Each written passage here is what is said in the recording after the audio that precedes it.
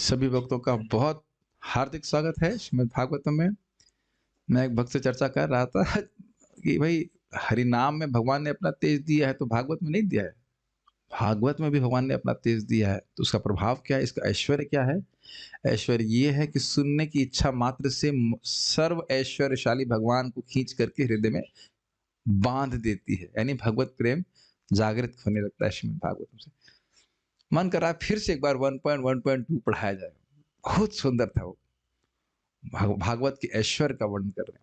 तो ये कैसे हो रहा है? भगवान ने स्वयं दिया है, भगवान ने स्वयं व्यवस्था करी। चलिए आगे पढ़ते हैं। आपने स्मरण किया था, आपको बात याद होगी, अर्जुन वहां पे द्वारका गए थे। किस लिए गए थे?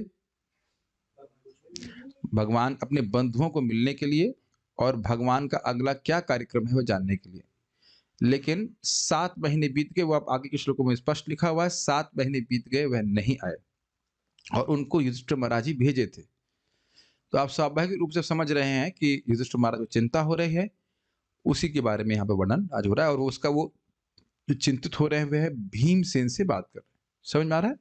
ठीक है। यहाँ पे लिखा है युधिष्ठिर उवाच। तो प्रश्न होगा किससे उवाच, किससे बात कर रहे? तो भीमसेन से बात कर रहे, समझना होगा। प्लीज मेरे पीछे बोलिए। प्रथम स्कंद 14वां अध्याय 6ठा श्लोक। ये श्लोक मैंने नहीं है। सूत उवाच था, सूत उवाच था। सूत गोस्वामी जी ने कहा कि अर्जुन जब चले गए और वापस नहीं आए, तो लग रहा है कि कुछ कठिनाई हो रही है याद करने में, which is not very difficult to understand.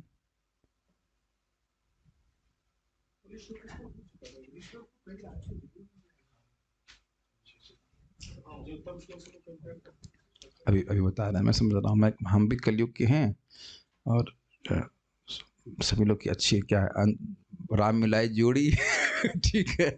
सूत वाचा था, सूत वाचा था। संप्रतः द्वारकायाम जिष्णुर बंधु दिदृक्षया। ठीक है, अब बस चेंज कर दिया है, अब यहाँ युधिष्ठिर वाचा लिखा है। हाँ इसीलिए तो गलती है ना? गलत है ना? आपसे पूछ के लिखना चाहिए भागवत हमारी गलती नहीं है, हम भूल जा रहे हैं। एक मिनट रुकेगा, ये बहुत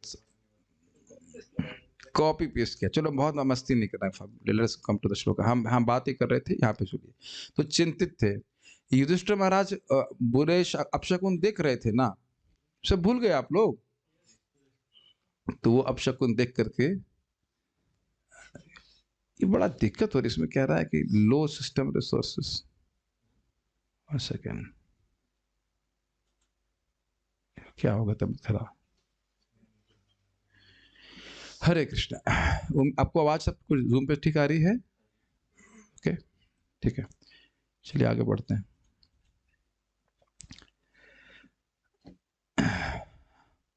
युधिष्ठिर उवाच, युधिष्ठिर उवाच संप्रेषितो द्वारकायां, संप्रेषितो द्वारकायां जिष्णुर्बन्धु दिदृक्षया, जिष्णुर्बन्धुदिदृक्षया ज्ञातुं च पुण्यश्लोकस्य, ज्ञातुं च पुण्यश्लोकस्य कृष्णस्य च विचेष्टितम्। कृष्णस्य च विचेष्टितम्।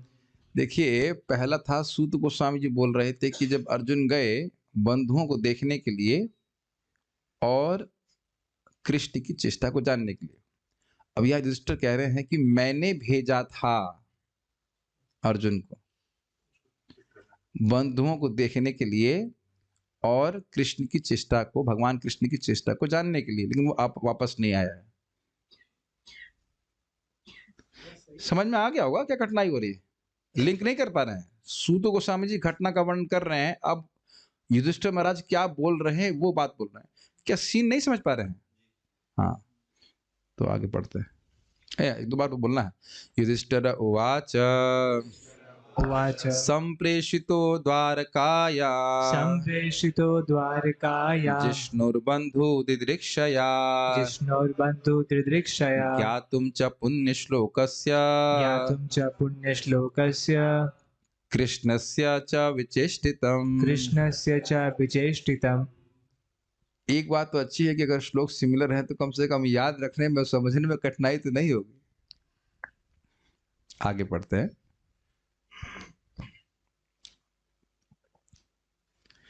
जिष्णु का अर्थ बता दीजिए। अर्जुन, इतना तो याद हो गया कम से कम। ठीक है। अनुवाद। महाराज युधिष्ठिर ने अपने छोटे भाई भीम से कहा। कब कहा? वो जब बुरे शकुन देखे उसके बाद देख करके कहा। मैंने अर्जुन को द्वारका भेजा था कि वह अपने मित्रों से भेंट कर आए और भगवान श्री कृष्ण से उनका कार्यक्रम जानता है। तो आप देख रहे हैं फर्स्ट पर्सन में आ गए, फर्स्ट पर्सन बोलेंगे, वहां थर्ड पर्सन चल रहा था। ठीक है। तो अनुवाद देखिए। युधिष्ठिर वाचा मतलब महाराज युधिष्ठिर ने अपने छोटे भाई भीमसेन से कहा। बहुत सुंदर प्रपद अनुवाद क्लियर कर रहे किससे बात हो रही है। जिष्णु, मैंने अर्जुन को बंधु दिदृक्षया अपने मित्रों से भेंट करने के लिए, मित्र मतलब प्रद्युम्न, अनिरुद्ध और सारे जो संबंधित थे उनसे, पुण्य श्लोकस्य कृष्णस्य च, और भगवान श्री कृष्ण से। इसकी व्याख्या तो हम कल भी कर चुके थे, व्याख्या नहीं कर रहे। विचेष्टितम की व्याख्या भी हो चुकी थी। उनका कार्यक्रम, उनकी अगली चेष्टा क्या, विशेष चेष्टा क्या होगी, अब क्या करना चाहते हैं, ज्ञातुम जानने के लिए। द्वारकायाम संप्रेषितः, द्वारका भेजा था। इजी। संस्कृत देख लीजिए एक बार फिर से। युधिष्ठिर उवाच संप्रेषितः द्वारकायाम, मैंने द्वारका भेजा था। किसको भेजा था? जिष्णु, अर्जुन को भेजा था। किस लिए भेजा था? बंधु दिदृक्षया, बंधुओं को देखने के लिए भेजा था। देखने का मतलब मिलने के लिए भेजा था। और भी कुछ काम था? कह रहे हैं क्या तुम च पुण्य श्लोकस्य कृष्णस्य, पुण्य श्लोक भगवान श्री कृष्ण के बारे में जानने के लिए। क्या जानना था? विचेष्टितम, उनकी चेष्टा, उनका कार्यक्रम क्या था। और एक बात ये भी है कि उनसे भी मिलने के लिए, ये नहीं कि खाली पूछने गए उनसे मिलेंगे, नहीं। आप बता दीजिए बच्ची, आप तो हृदय में बैठे हैं भगवान, बता दीजिए। नहीं, भगवान कृष्ण से भी मिलना मुख्य प्रयोजन था और उनकी चेष्टा भी जानना चाह रहे थे। थोड़ा विनोद करते रहने से थोड़ा लोग जगे रहते हैं, तो इसमें टीका नहीं है, हम आगे पढ़ते हैं। लेकिन क्या हो गया, जरा देखिए। गतः सप्ताधुना मासा, गताः सप्ताधुना मासा, भीमसेन तवानुजः, भीमसेन तवानुजः, नायाति कस्य वा हेतो, नायाति कस्य वा हेतो, नार्हं वेदम, नार्हं नायाति कस्य वा हेतो, नायाति कस्य वा हेतोर्, नाहं वेदेदम, नाहं वेदेदम अंजसा, नाहं वेदितमञ्जसा, नाहं वेदेदम अंजसा। नाहं वेदितमञ्जसा। ई नहीं सुनाई पड़ना चाहिए। अब उसको तोड़ के बोल रहे हैं, लेकिन संधि करके बोलेगी ना। ना लिखा कैसे, वैसे बोलिए। ना हम वेदम अंजसा। नाहं वेदेदमञ्जसा। मुझे भी यार, मुझे समझ में आ रहा था कि ना हम वेद इदम अंजसा, लेकिन वो सुनने में ठीक नहीं लग रहा है। फिर से एक बार बोलिए। गतः सप्ताधुना मासा, गताः सप्ताधुना मासा, भीमसेन तवानुजः, भीमसेन तवानुजः, नायाति कस्य वा हेतो, नायाति कस्य वा हेतोर्, नाहं वेदमंजसा। नाहं वेदितमञ्जसा। कठिन होता है थोड़ा बोलने में। अनुवाद। जब से वह गया है, अर्थात अर्जुन, तब से 7 मास बीत चुके हैं, फिर भी वह लौटा नहीं। मुझे ठीक से पता नहीं है कि वहां क्या हो रहा है। अन्वय। भीमसेन, अर्थात भीमसेन को संबोधित कर रहे हैं, राम इस तरह से संबोधन कर रहे हैं। तब अनुजह, ये तो बड़ा स्पष्ट है। तब मतलब आपका अनुजह, मतलब आपसे जो बाद में पैदा हुए हैं, तुम्हारा छोटा भाई। अधुना, इस समय। सप्तमासा गताः, इस समय तक 7 महीने बीतने के बाद भी। इस समय तक मतलब जब से मैंने भेजा है तब से लेकर अब तक 7 महीने बीत चुके हैं। ठीक है। कस्य, किस लिए, वा मतलब अथवा, हेतु किस कारण से, किस लिए या किस कारण से, ना आयाति एकदम हिंदी जैसा नहीं आया है, अंजसा, अंजसा का प्राय अर्थ होता है आसानी से, यहाँ पे अनुवाद किया गया वास्तव में। वास्तव में अहम इदम न वेदा, मैं ये नहीं जानता हूं। बहुत इजी श्लोक है। फिर भी संस्कृत देखेंगे तो मान लो भीमसेन पूछें कि जब गया है तो कठिनाई क्या है।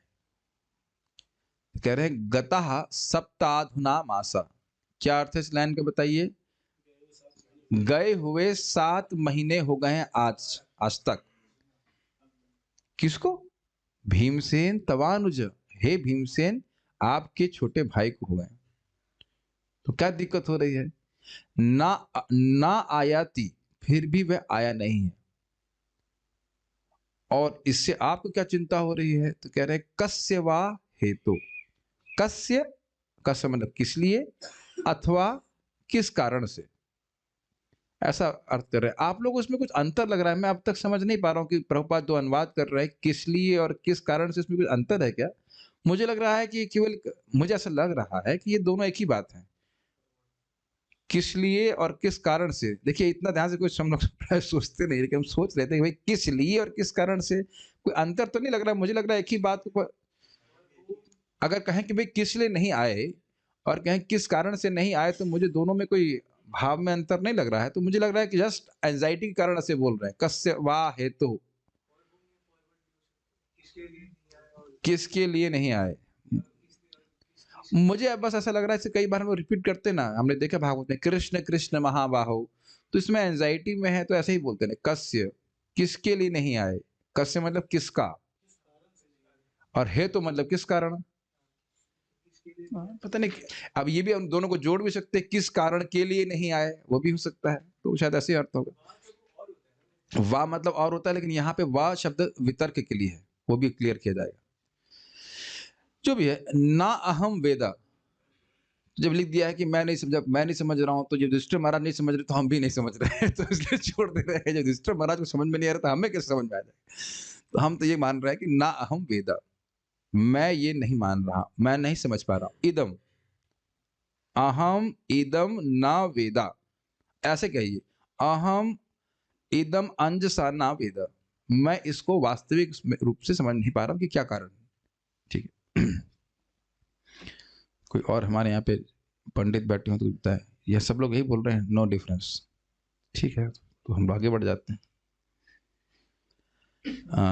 श्रीधरी, 7वें श्लोक का वा शब्द वितर्क के अर्थ में प्रयुक्त हुआ है। वा शब्द यहाँ पे अथवा के अर्थ में नहीं ले रहे हैं। एक्चुअली वितर्क का अर्थ होता है जब व्यक्ति मन में विचार करता है, इसका ये भी कारण हो सकता है, इसका क्या कारण हो सकता है, ये आप वितर्क पहली बार नहीं सुन रहे हैं। जब व्यासदेव जी ने सारे शास्त्र लिख दिए, धर्म व्यतिक्रम, धर्म का व्यतिक्रम देखा, काले न रहसा, काल की गति को देखा, काल की गति के कारण धर्म नष्ट हो रहा है देखा, तो उन्होंने वेद को 4 भाग में विभाजित कर दिया था। फिर पुराण भी लिखे, बहुत कुछ लिखा, और वेदांत सूत्र भी लिख दिया। फिर भी वे असंतुष्ट थे, याद आ रहा है आप लोगों को? तब वह वितर्क कर रहे थे कि क्या बात है, मैं लोगों का हित करना चाहता था, महाभारत भी लिख दिया, फिर भी मैं संतुष्ट नहीं हूं। इसीलिए उन्होंने महाभारत लिखा था कि हम सब भूल जाते। याद है कि नहीं सब?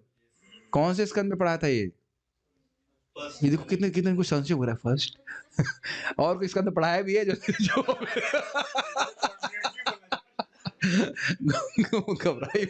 और कौन सा स्कंद पढ़ा रहा हूँ? प्रथम स्कंद। अगर ये पूछूं कौन से स्कंद में पढ़ा है, तो प्रथम स्कंद तो पढ़ा रहे, कभी कभी 7वां पढ़ा देते, तो शुरुआत कोई डोंट वरी हो जाती। आप सब जानते हो, सब क्लास 10 कर चुके हैं कि नहीं? तो उसे वितर्क कहते हैं। मतलब क्या कारण है, क्या कारण है कि आप लोग दिन में वितर्क नहीं करते? बहुत बार वितर्क करते हैं, मान लो कफ हो जाए, कुछ परेशानी हो जाए, तो ये वितर्क के अर्थ में है। ये बोल रहे हैं ना कि मैं वास्तव में समझ नहीं पा रहा हूं, मतलब सोचने का प्रयास कर रहे हैं कि क्या हो रहा है, क्या रहा है, क्यों नहीं आ रहा है। और अब जब इस वितर्क में बुरे अपशकुन देख रहे हैं, तो सीधी बात वहां जा रही है कि कृष्ण चले गए। ये ध्यान दीजिएगा कि वितर्क में ऐसा नहीं कि आपको कोई ऑप्शन को उत्तर समझ में नहीं आता है, वो खुद सोच रहे थे। आपको याद है कि क्या मैंने भगवान को प्रसन्न, मतलब मैं उसकी बात कर रहा हूँ व्यासदेव जी की, क्या मैंने ऐसा शास्त्र नहीं लिखा है जिससे, जिसमें केवल भगवान का यश हो, जिससे भगवान पर संतुष्ट होते हैं और भक्त संतुष्ट होते हैं, और भक्तों की प्रीति साधित नहीं हुई तो भगवान भी संतुष्ट नहीं हुए, क्या इसके लिए मैं संतुष्ट हूं? तो कंक्लूजन पे तो आ रहे थे, इतने में नारद जी आ जाते हैं। कुछ याद है? और इस बात को सत्यापित कर देते हैं। तो मैं खाली वितर्क की बात कर रहा था, तर्क नहीं, वितर्क। अब ऐसे देख रहे हैं आप, मुझे डर लग रहा है, कुछ समझ नहीं पा रहे हैं, वितर्क नहीं समझ पा रहे हैं, ऐसा लग रहा है जैसे मैं फ्लूइड मैकेनिक्स की क्लास लेना चालू कर दिया है भाई।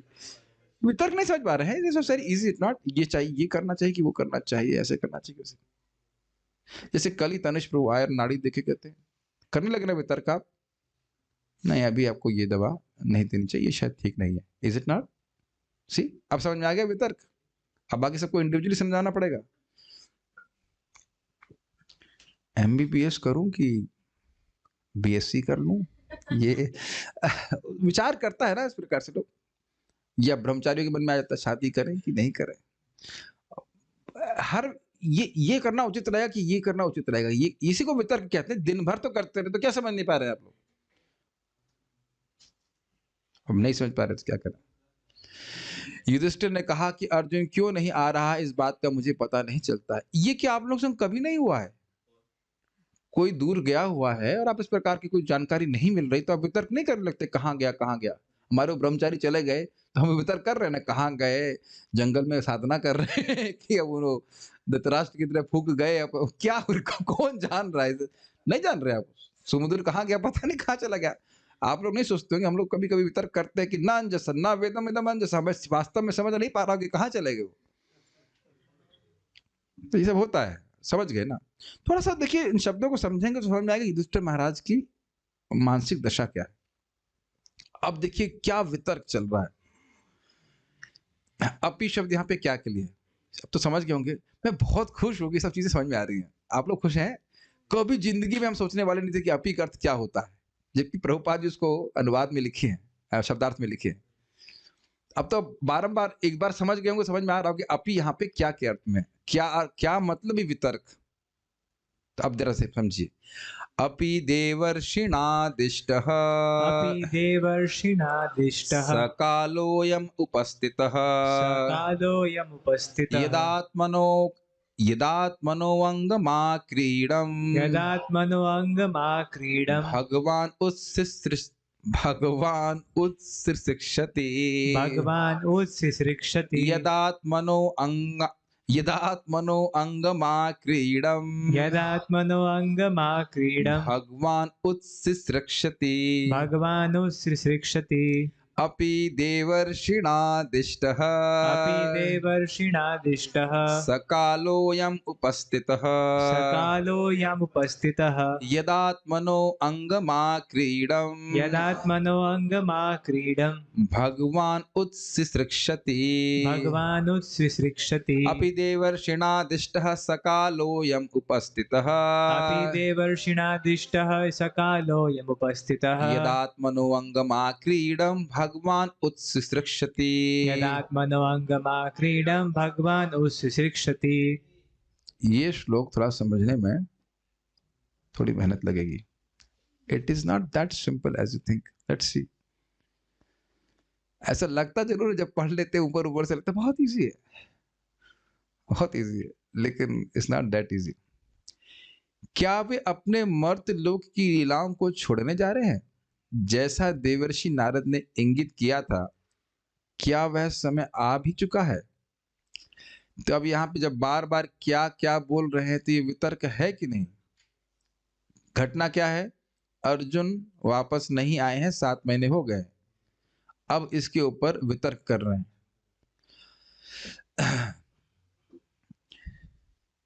और आप देख सकते हैं कि यद्यपि भीमसेन से बात कर रहे हैं, स्पष्ट है, लेकिन कुछ कुछ ऐसा लग रहा है वो अपनी ही बात बोल रहे हैं। मेरी बात आपको समझ पा रहे हैं? हुआ कभी ऐसा कि व्यक्ति आपसे बोल रहा है, स्पष्ट आपसे बोल रहा है, लेकिन कुछ खोया हुआ सा है वो। क्या आप युधिष्ठिर महाराज की इस बात को समझ पा रहे हैं? वितर्क मतलब ही बहुत ध्यान विचार चल रहा है कि क्या कारण है, क्या कारण है। वो आपकी तरफ नहीं देख रहा है, वो उस विचार, बात भले आपसे कर रहा है, लेकिन उसके विचार, उसका मन उन विचारों में मग्न है। कब आप मेरी बात नहीं समझ पा रहे इस बात? ये हो सकता है कि मैं कुछ बोल रहा हूं, कहीं विचार और तो ये वही हो रहा था तो अलग बात है। थोड़ा समझने का प्रयास कर रहे हैं कि हम उस सीन में जाने का प्रयास कीजिए। युधिष्ठिर महाराज बात कर रहे हैं, लेकिन चिंता उमड़ रही ना हृदय में। भीमसेन अगर अभी कह दें कि वहां वो मैनेजमेंट का मामला है तो युधिष्ठिर महाराज का नहीं जाएगा मन।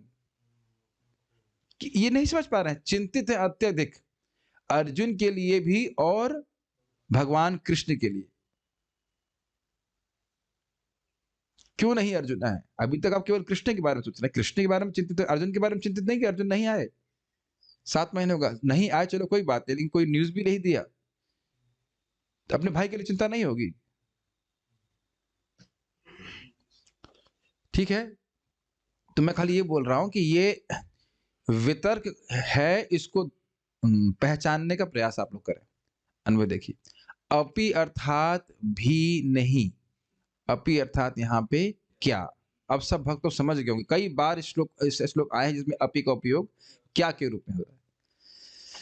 क्या देवर्षिणा आदिष्टः, देवर्षि नारद द्वारा आदेशित, इसका अर्थ क्या है? देखिए, अभी पिछले श्लोक में आपने सुना था, पिछले अध्याय में सुना था ना, जब देवर्षि नारद आए थे कि आप उस समय की भगवान देवताओं का देवकृत्यम निष्पादितम देवकृत्यम, देवताओं का जो कृत्य था वह कर चुके हैं।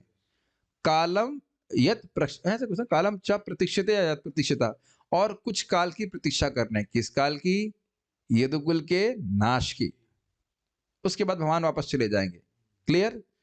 तो ये आदेश, ये निर्देश, ये बात नारद जी ने बोली थी कि नहीं? अभी आप सुन ही चुके हैं। तो अब वो सुने हैं, थोड़ी देर पहले सुने हैं, कुछ समय पहले सुने होंगे, तो वो सोच रहे हैं कि क्या वो काल आ गया है, जबकि वो काल बीत चुका है। वो काल बीत चुका है, भगवान का तिरोभाव हो चुका है, लेकिन वो सोच रहे हैं क्या वो काल आ गया है। और इसका कारण वो आगे के श्लोकों में आप देखने वाले हैं कि क्यों उनको अपशकुन जो दिखाई पड़ रहे हैं, इसके कारण से वे वितर्क कर रहे हैं। आपने कल भी सुना था ना कि काल की गति के व्यतिक्रम को देखा, ऋतुओं के विपरीत परिवर्तन को देखा, तो ये सब देख करके, कार्य को देख करके कारण का अनुमान लगा रहे कि भगवान अगर होते तो इन सब अपशकुनों का होना संभव नहीं है। ये आप बात समझ पा रहे हैं कि ये वितर्क क्यों उत्पन्न हो रहा है? देवर्षिणा आदिष्ट, देवर्षि नारद द्वारा आदेशित अयम, यह जो दिख रहा है, इस काल में जो आपको अपशकुन दिख रहे हैं, ये सह वह कालः यानी समय उपस्थित यानी आ चुका है। क्या देवर्षि नारद द्वारा आदेशित यह वह समय आ चुका है? यह और वह का कंटेक्स्ट समझ रहे हैं? वह मतलब जो उनने बोला था कि भगवान अब तिरोभाव होने, तिरोहित अपने अपने लीला में को संवरण करने वाले हैं, वह काल क्या यह आ गया है? बहुत कठिन हो रहा है। सह और वह समझ पा रहे हैं? अगर ऐसा समझिए, कभी कभी कोई व्यक्ति होता है जिसको आपने कभी देखा नहीं है, उसका वर्णन सुना है और वो आ गया, तो जिसने वर्णन किया तो उससे आप क्या बोलेंगे? अरे ये वही है, अरे ये वही है जिनके बारे में बात कर रहे थे। आप समझ में आ गया? कुछ कठिनाई? तो हम ये तो प्रयोग अब देखे होंगे, वाक्य प्रयोग इस तरह के। अरे आप वही हैं, आप सामने बैठे ना, अच्छा वही हैं जिनके बारे में बात कर रहे थे। मुझसे वो लोग बोलते ना कई बार, कृष्ण वाले मिल गए, अरे आप वही हैं भक्ति ट्री वाले। आप समझ में आ गया, वही जिसको देखा मृदंग बजा ट्यूटोरियल देते हुए। तो कई बार आप देख चुके, हो ही चुका है। अरे आप वही हैं, तो उसी तरह से कह रहे हैं, सह वह अयम सह, सॉरी क्षमा कीजिए, अयम सह, अयम मतलब यह है, ये जो काल दिख रहा है जिसमें बहुत सारे अपशकुन दिख रहे हैं, ये वही काल है जिसको देवर्षि नारद जी ने आदिष्ट किया था कि ये होने वाला है, भगवान अपनी लीला का संवरण करने वाले हैं। ओके? उपस्थित मतलब उपस्थित, एकदम निकट में स्थित। अब दिख ही रहा है, तो अपशकुन दिख रहे हैं, मतलब तो ये काल सर पे ही आ गया है। ये भी समझ गए? अगर अभी भी नहीं समझ में आ रहा है तो याद है एग्जाम वाले दिन, अरे जिस एग्जाम के बारे में टीचर बोल रहे हैं, ये तो अयम, ये काल तो सामने उपस्थित हो गया, अब तो हमने पढ़ाई नहीं करी, इत्यादि इत्यादि जैसे हम लोग करते हैं। या जब हमारी मृत्यु होगी तो आप कहेंगे, अरे अयम, जो साधुना आदिष्ट, साधुओं के द्वारा आदिष्ट था कि मृत्यु आएगी, मृत्यु आएगी, वह काल अयम तो आ गया। और उपस्थित हो गया। तो आप समझ गए इस बात को। क्या देवर्षि नारद जी के द्वारा वह जो काल बताया गया था भगवान की लीला, भगवान की लीला स्मरण कर लेंगे, क्या वही आ गया हमारे पास सामने? ये पहला उनका वितर्क था। तो क्या है ये? यदा, उसको व्याख्या कर रहे हैं। कौन से काल? यदा मतलब जब, भगवान मतलब भगवान, आत्मनः आक्रीडम अपने आप अपने मर्त्यलोक की लीलाओं के अंगम साधनभूत विग्रह को उत्सिष्यति छोड़ने जा रहे हैं। ये बड़ा महत्वपूर्ण है। क्या वह काल आ गया है जब भगवान स्वयं ही, काल के प्रभाव से नहीं, अपनी इच्छा से कि अब हमें यहाँ कोई प्रयोजन नहीं है, अब हम लीला स्मरण करने वाले हैं, तो अब स्वयं अपनी इच्छा से क्या शरीर, जो उनका शरीर जिन मर्त्यलोक की, मैं जानबूझ के थोड़ा अजीब सी बात बोलूंगा, जिसके द्वारा वह मर्त्यलोक की लीलाओं का संपादन कर रहे थे, उसको छोड़ने जा रहे हैं। अब ये बहुत ही गंभीर बात है। देखिए, हम अभी तक सुनते आए कि भगवान के शरीर, भगवान के विग्रह और भगवान में कोई भेद नहीं है। तो ये ऐसे बोल रहे हैं जैसे लग रहा है कि कोई व्यक्ति शरीर छोड़ने वाला है। ये केवल, ये सत्य नहीं बोल रहे हैं, ये केवल शोक के को कहने के लिए बोल रहे हैं, ये बात बोल रहे हैं। मैंने बोला था ना, श्लोक बहुत सिंपल लगता है, सिंपल है नहीं, बहुत गंभीर श्लोक है। ये केवल बाह्य रूप से बोल रहे हैं। भगवान कभी इस प्रकार से नहीं करते। भगवान का शरीर, भगवान में कोई, भगवान का शरीर और देह और देही का भेद नहीं है, लेकिन खाली बोलने की शैली है। शैली का मतलब वो शोक से अभिभूत होकर इस प्रकार से बोल रहे हैं कि जैसे मेरा भाई है ना, छोटे भाई है, उस तरह से बोल रहे हैं। अगर कहा जाए कि उन्हें शरीर तो नहीं त्याग दिया, स्वयं कहीं शरीर तो नहीं त्याग दिया, अगर इस तरह से भाषा समझी जाए, लेकिन इसके अर्थ नहीं है, उसको क्लियर करेंगे। अंगम मतलब था, एक अर्थ यहाँ पे लिया गया है, जो अंग है, अंग का अर्थ है उनका जो विग्रह है, क्या उसको त्याग दिया? वैसे बड़ी इंटरेस्टिंग बात है कि आज अद्वैत, ये अर्थ है नहीं इसका। एक ये अर्थ से बाह्य रूप से लग रहा है कि वो केवल शोक से अभिभूत होकर ऐसे वितर्क कर रहे हैं। मेरी बात आप समझ पा रहे हैं? तो जानते हैं कि भगवान और भगवान, उनको सब पता है, फिलोसफी उनको पता है, भगवान और भगवान के विग्रह में कोई भेद नहीं है, लेकिन खाली वो शोक से अभिभूत होकर के, चिंता से अभिभूत होकर कैसा बोल रहा है, ये समझना होगा। अच्छा, इसमें और भी बातें रहस्य में है। एक बात यहाँ पे है, आज अद्वैताचार्य जी का आविर्भाव दिवस है, तो उनकी भी जरा बात सुनिए। आपको पता है कि चैतन्य महाप्रभु को अद्वैताचार्य जी ही बुला के लाए थे, आविर्भूत कराए थे। और जब कृष्ण भावना का प्रचार हो गया तो उन्हें चिट्ठी लिखी है अद्वैताचार्य जी ने कि बाजार में अब चावल नहीं बिक रहा है, तो अब दुकान खोलने की कोई जरूरत नहीं। समझ में? मतलब जिस उद्देश्य से आपको बुलाया गया था कृष्ण प्रेम का वितरण करने के लिए, वो हो गया है, अब आप वापस जा सकते हैं। तो महाप्रभु भी इसी प्रकार से कहते हैं कि अब बहुत अच्छा है, अब मैं पूरा ठीक से याद नहीं आ रहा है, इसमें कहते हैं कि अद्वैत सर्वसमर्थ हैं और उनकी इच्छा से मैं यहाँ पे आया। वो कहते हैं कि जाओ, तो मैं अब जा रहा हूँ वापस, ऐसे करके महाप्रभु बोलते हैं। मैं ठीक याद नहीं, तो पूरा एग्जैक्ट नहीं बोल सकता। तो खैर बात यह है कि महाप्रभु अपनी इच्छा से, भगवान कृष्ण है, वो तो अपनी इच्छा से अपने लीला को स्मरण करके चले जाते हैं। तो यही समझ में अर्थ हमको रखना पड़ेगा, भगवान अपनी इच्छा से अपने विग्रह को प्रस्तुत करते हैं और चले जाते हैं। ये सीधा सीधा अर्थ है। वास्तविक अर्थ यह है कि भगवान अपनी इच्छा से अपने विग्रह को प्रस्तुत करते हैं और फिर वह चले जाते हैं। भाई ऐसे समझिए आप, सूर्य मर गया ना, अभी सूर्य डूब गया ना,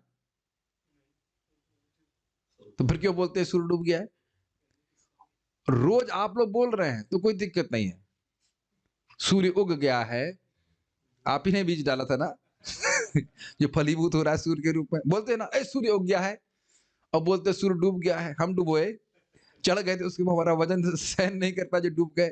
हम लोग सामान्य भाषा पे प्रयोग करते हैं कि नहीं है, कि सूर्य डूब गया है, सूर्य अस्त हो गया है, सूर्य उदित हो गया है इत्यादि। सूर्य की स्थिति तो वहीं पे है। तो इसी, अब तो समझ में आ रहा है, सामान्य भाषा का प्रयोग करते हुए कह रहे हैं कि क्या उन्हें शरीर छोड़ दिया? इस प्रकार से जिस शरीर से वे लीला कर रहे थे, क्या शरीर छोड़ दिया? ये बोल रहे हैं, लेकिन वो भी जानते हैं इसका अर्थ। श्रीधरी, अपी शब्द का अर्थ क्या है? ये प्रश्न नहीं है हे भगवान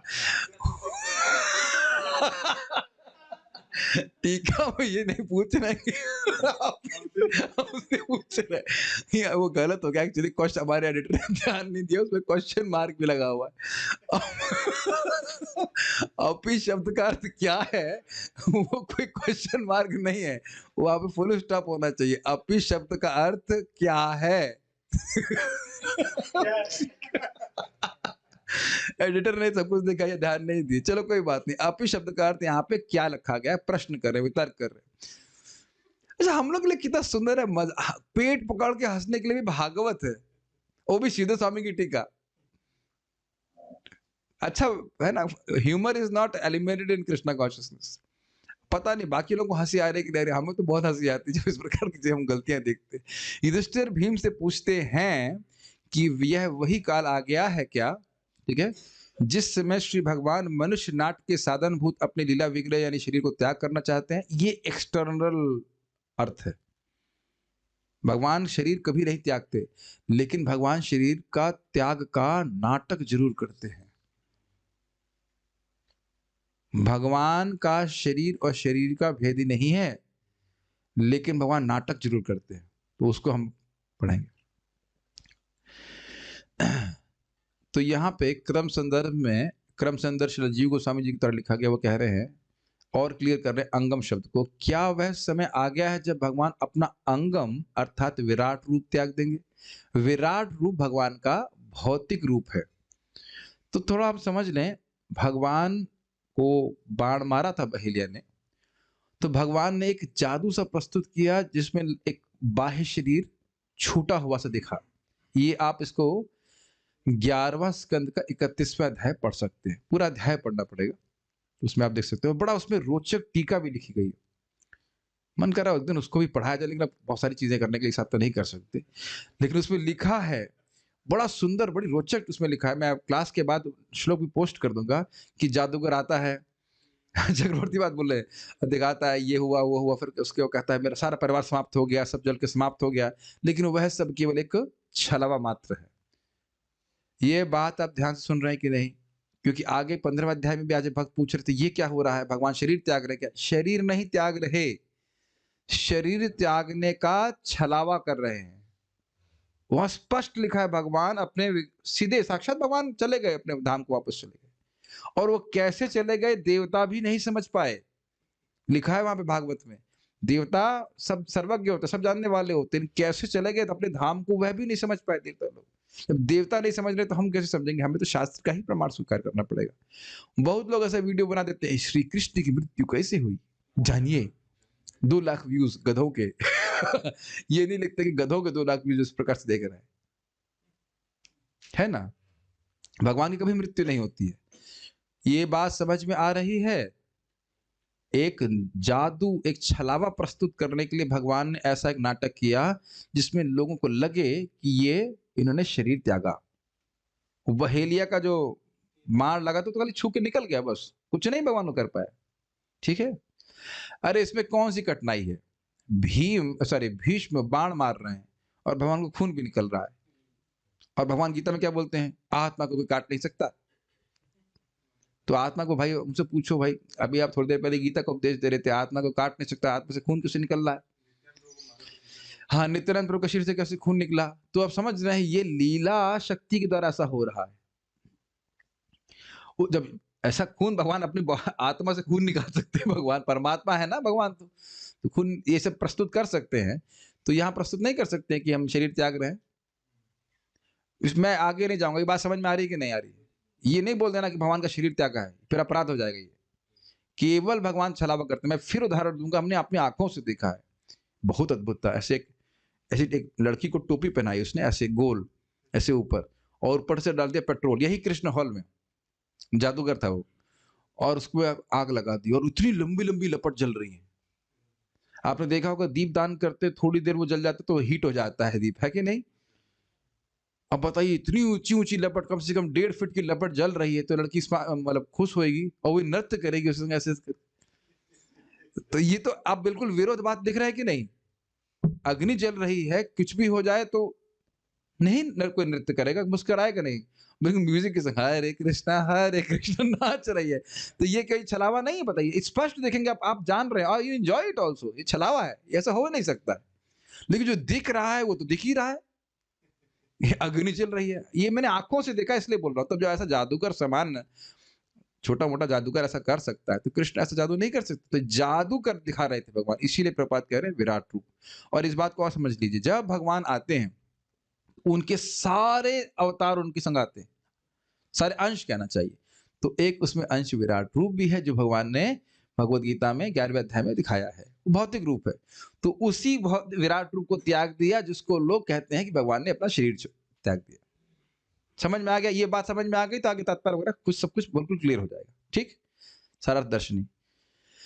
युधिष्ठिर महाराज भगवान कृष्ण के तिरुभाव के विषय को लौकिक रीति से, लोक रीति से एक बंधु के लिए शोक व्यक्त करने के अनुरूप कह रहे हैं। जैसे इस जगत में लोग दुखी होते हैं ना कि हमारे पिताजी का शरीर छूट गया या माता का शरीर छूट गया, उस तरह से केवल एक शोक व्यक्त करने के लिए कह रहे हैं, शोक से अभिभूत है इसलिए ऐसा कह रहे हैं। परंतु या चिंता से, परंतु यह वास्तविक सिद्धांत को स्पर्श नहीं करता। ये शब्द चक्रवर्ती पाद बहुत अच्छा लग रहा है। स्पर्श का मतलब क्या होता है? It doesn't even touch, it doesn't even touch. क्या वास्तविक सिद्धांत है? भगवान में देह और देही का भेद कभी नहीं होता।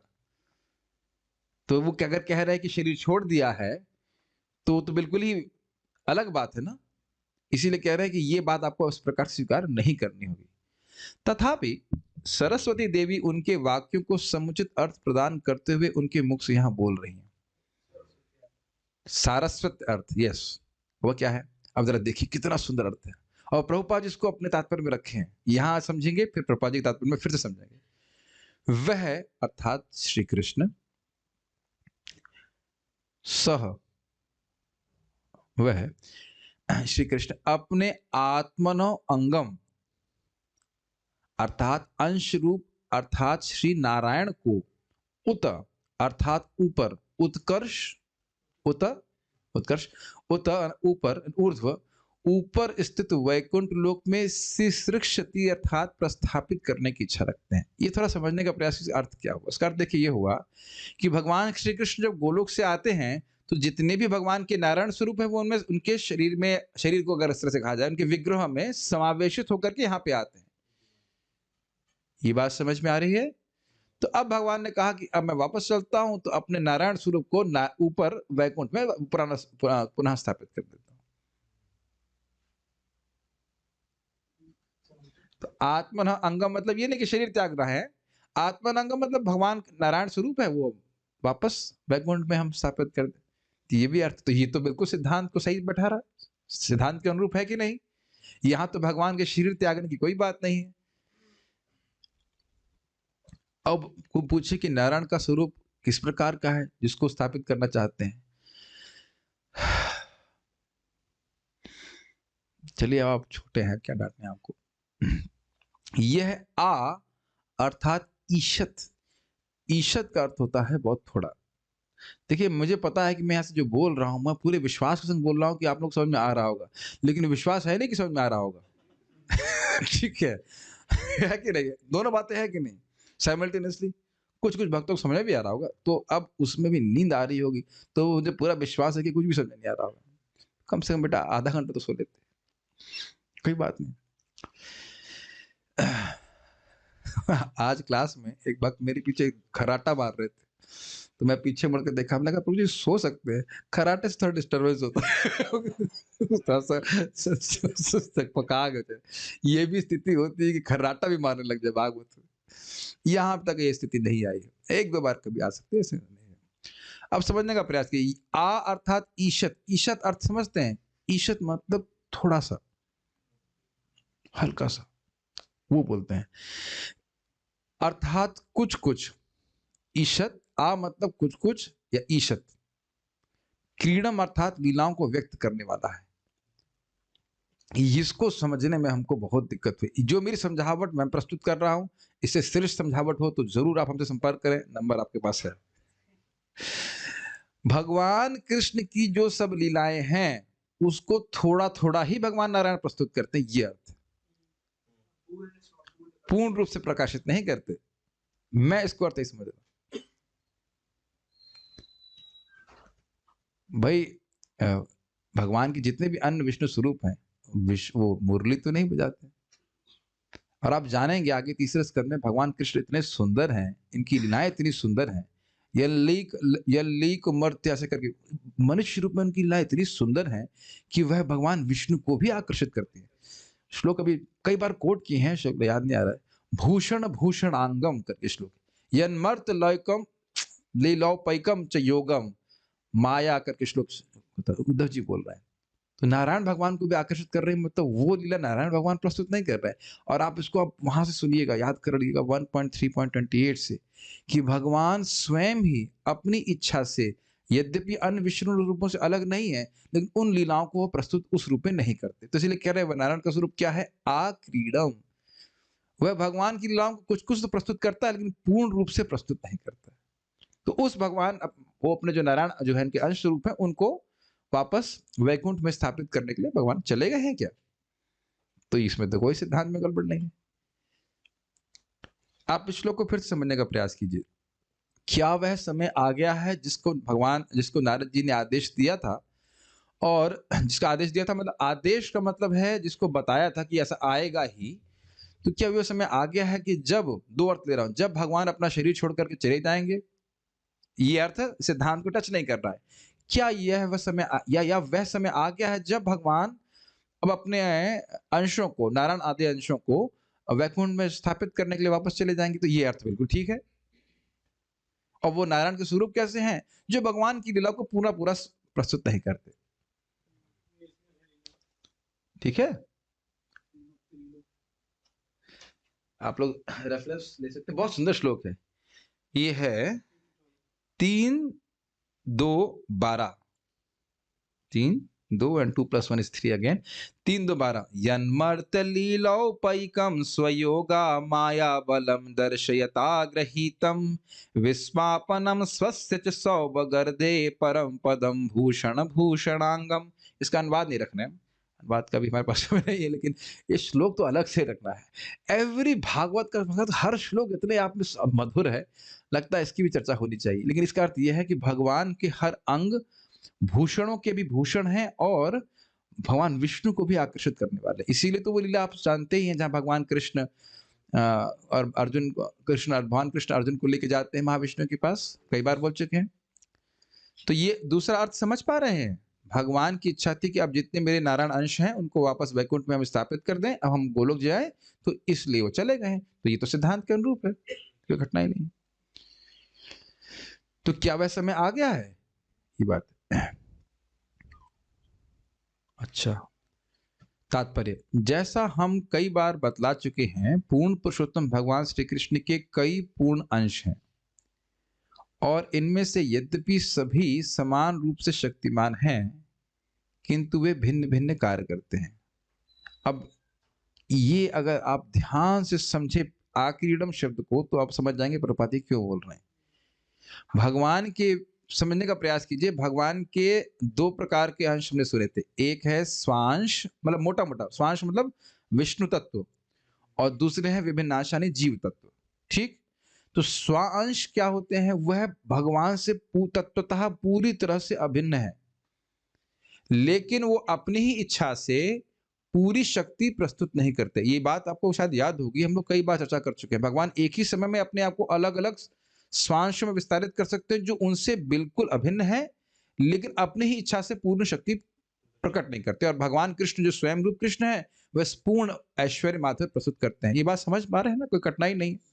अब आप देख रहे हैं कि पुरानी बातें समझ लेने से कितना सुविधा होती है यहाँ पे। अच्छा चलिए, तो यानी कि स्वाभाविक सी बात है कि भगवान के जो अन्य स्वांश हैं वह भिन्न भिन्न कार्य कर रहे हैं। मत्स्य अवतार एक प्रकार से कर रहे हैं और कूर्म अवतार एक प्रकार से कर रहे हैं। उनकी कुछ विशिष्ट लीला है कि नहीं? छोटा सा प्रश्न का उत्तर बताइए। मत्स्य अवतार की मुरली का क्या नाम है?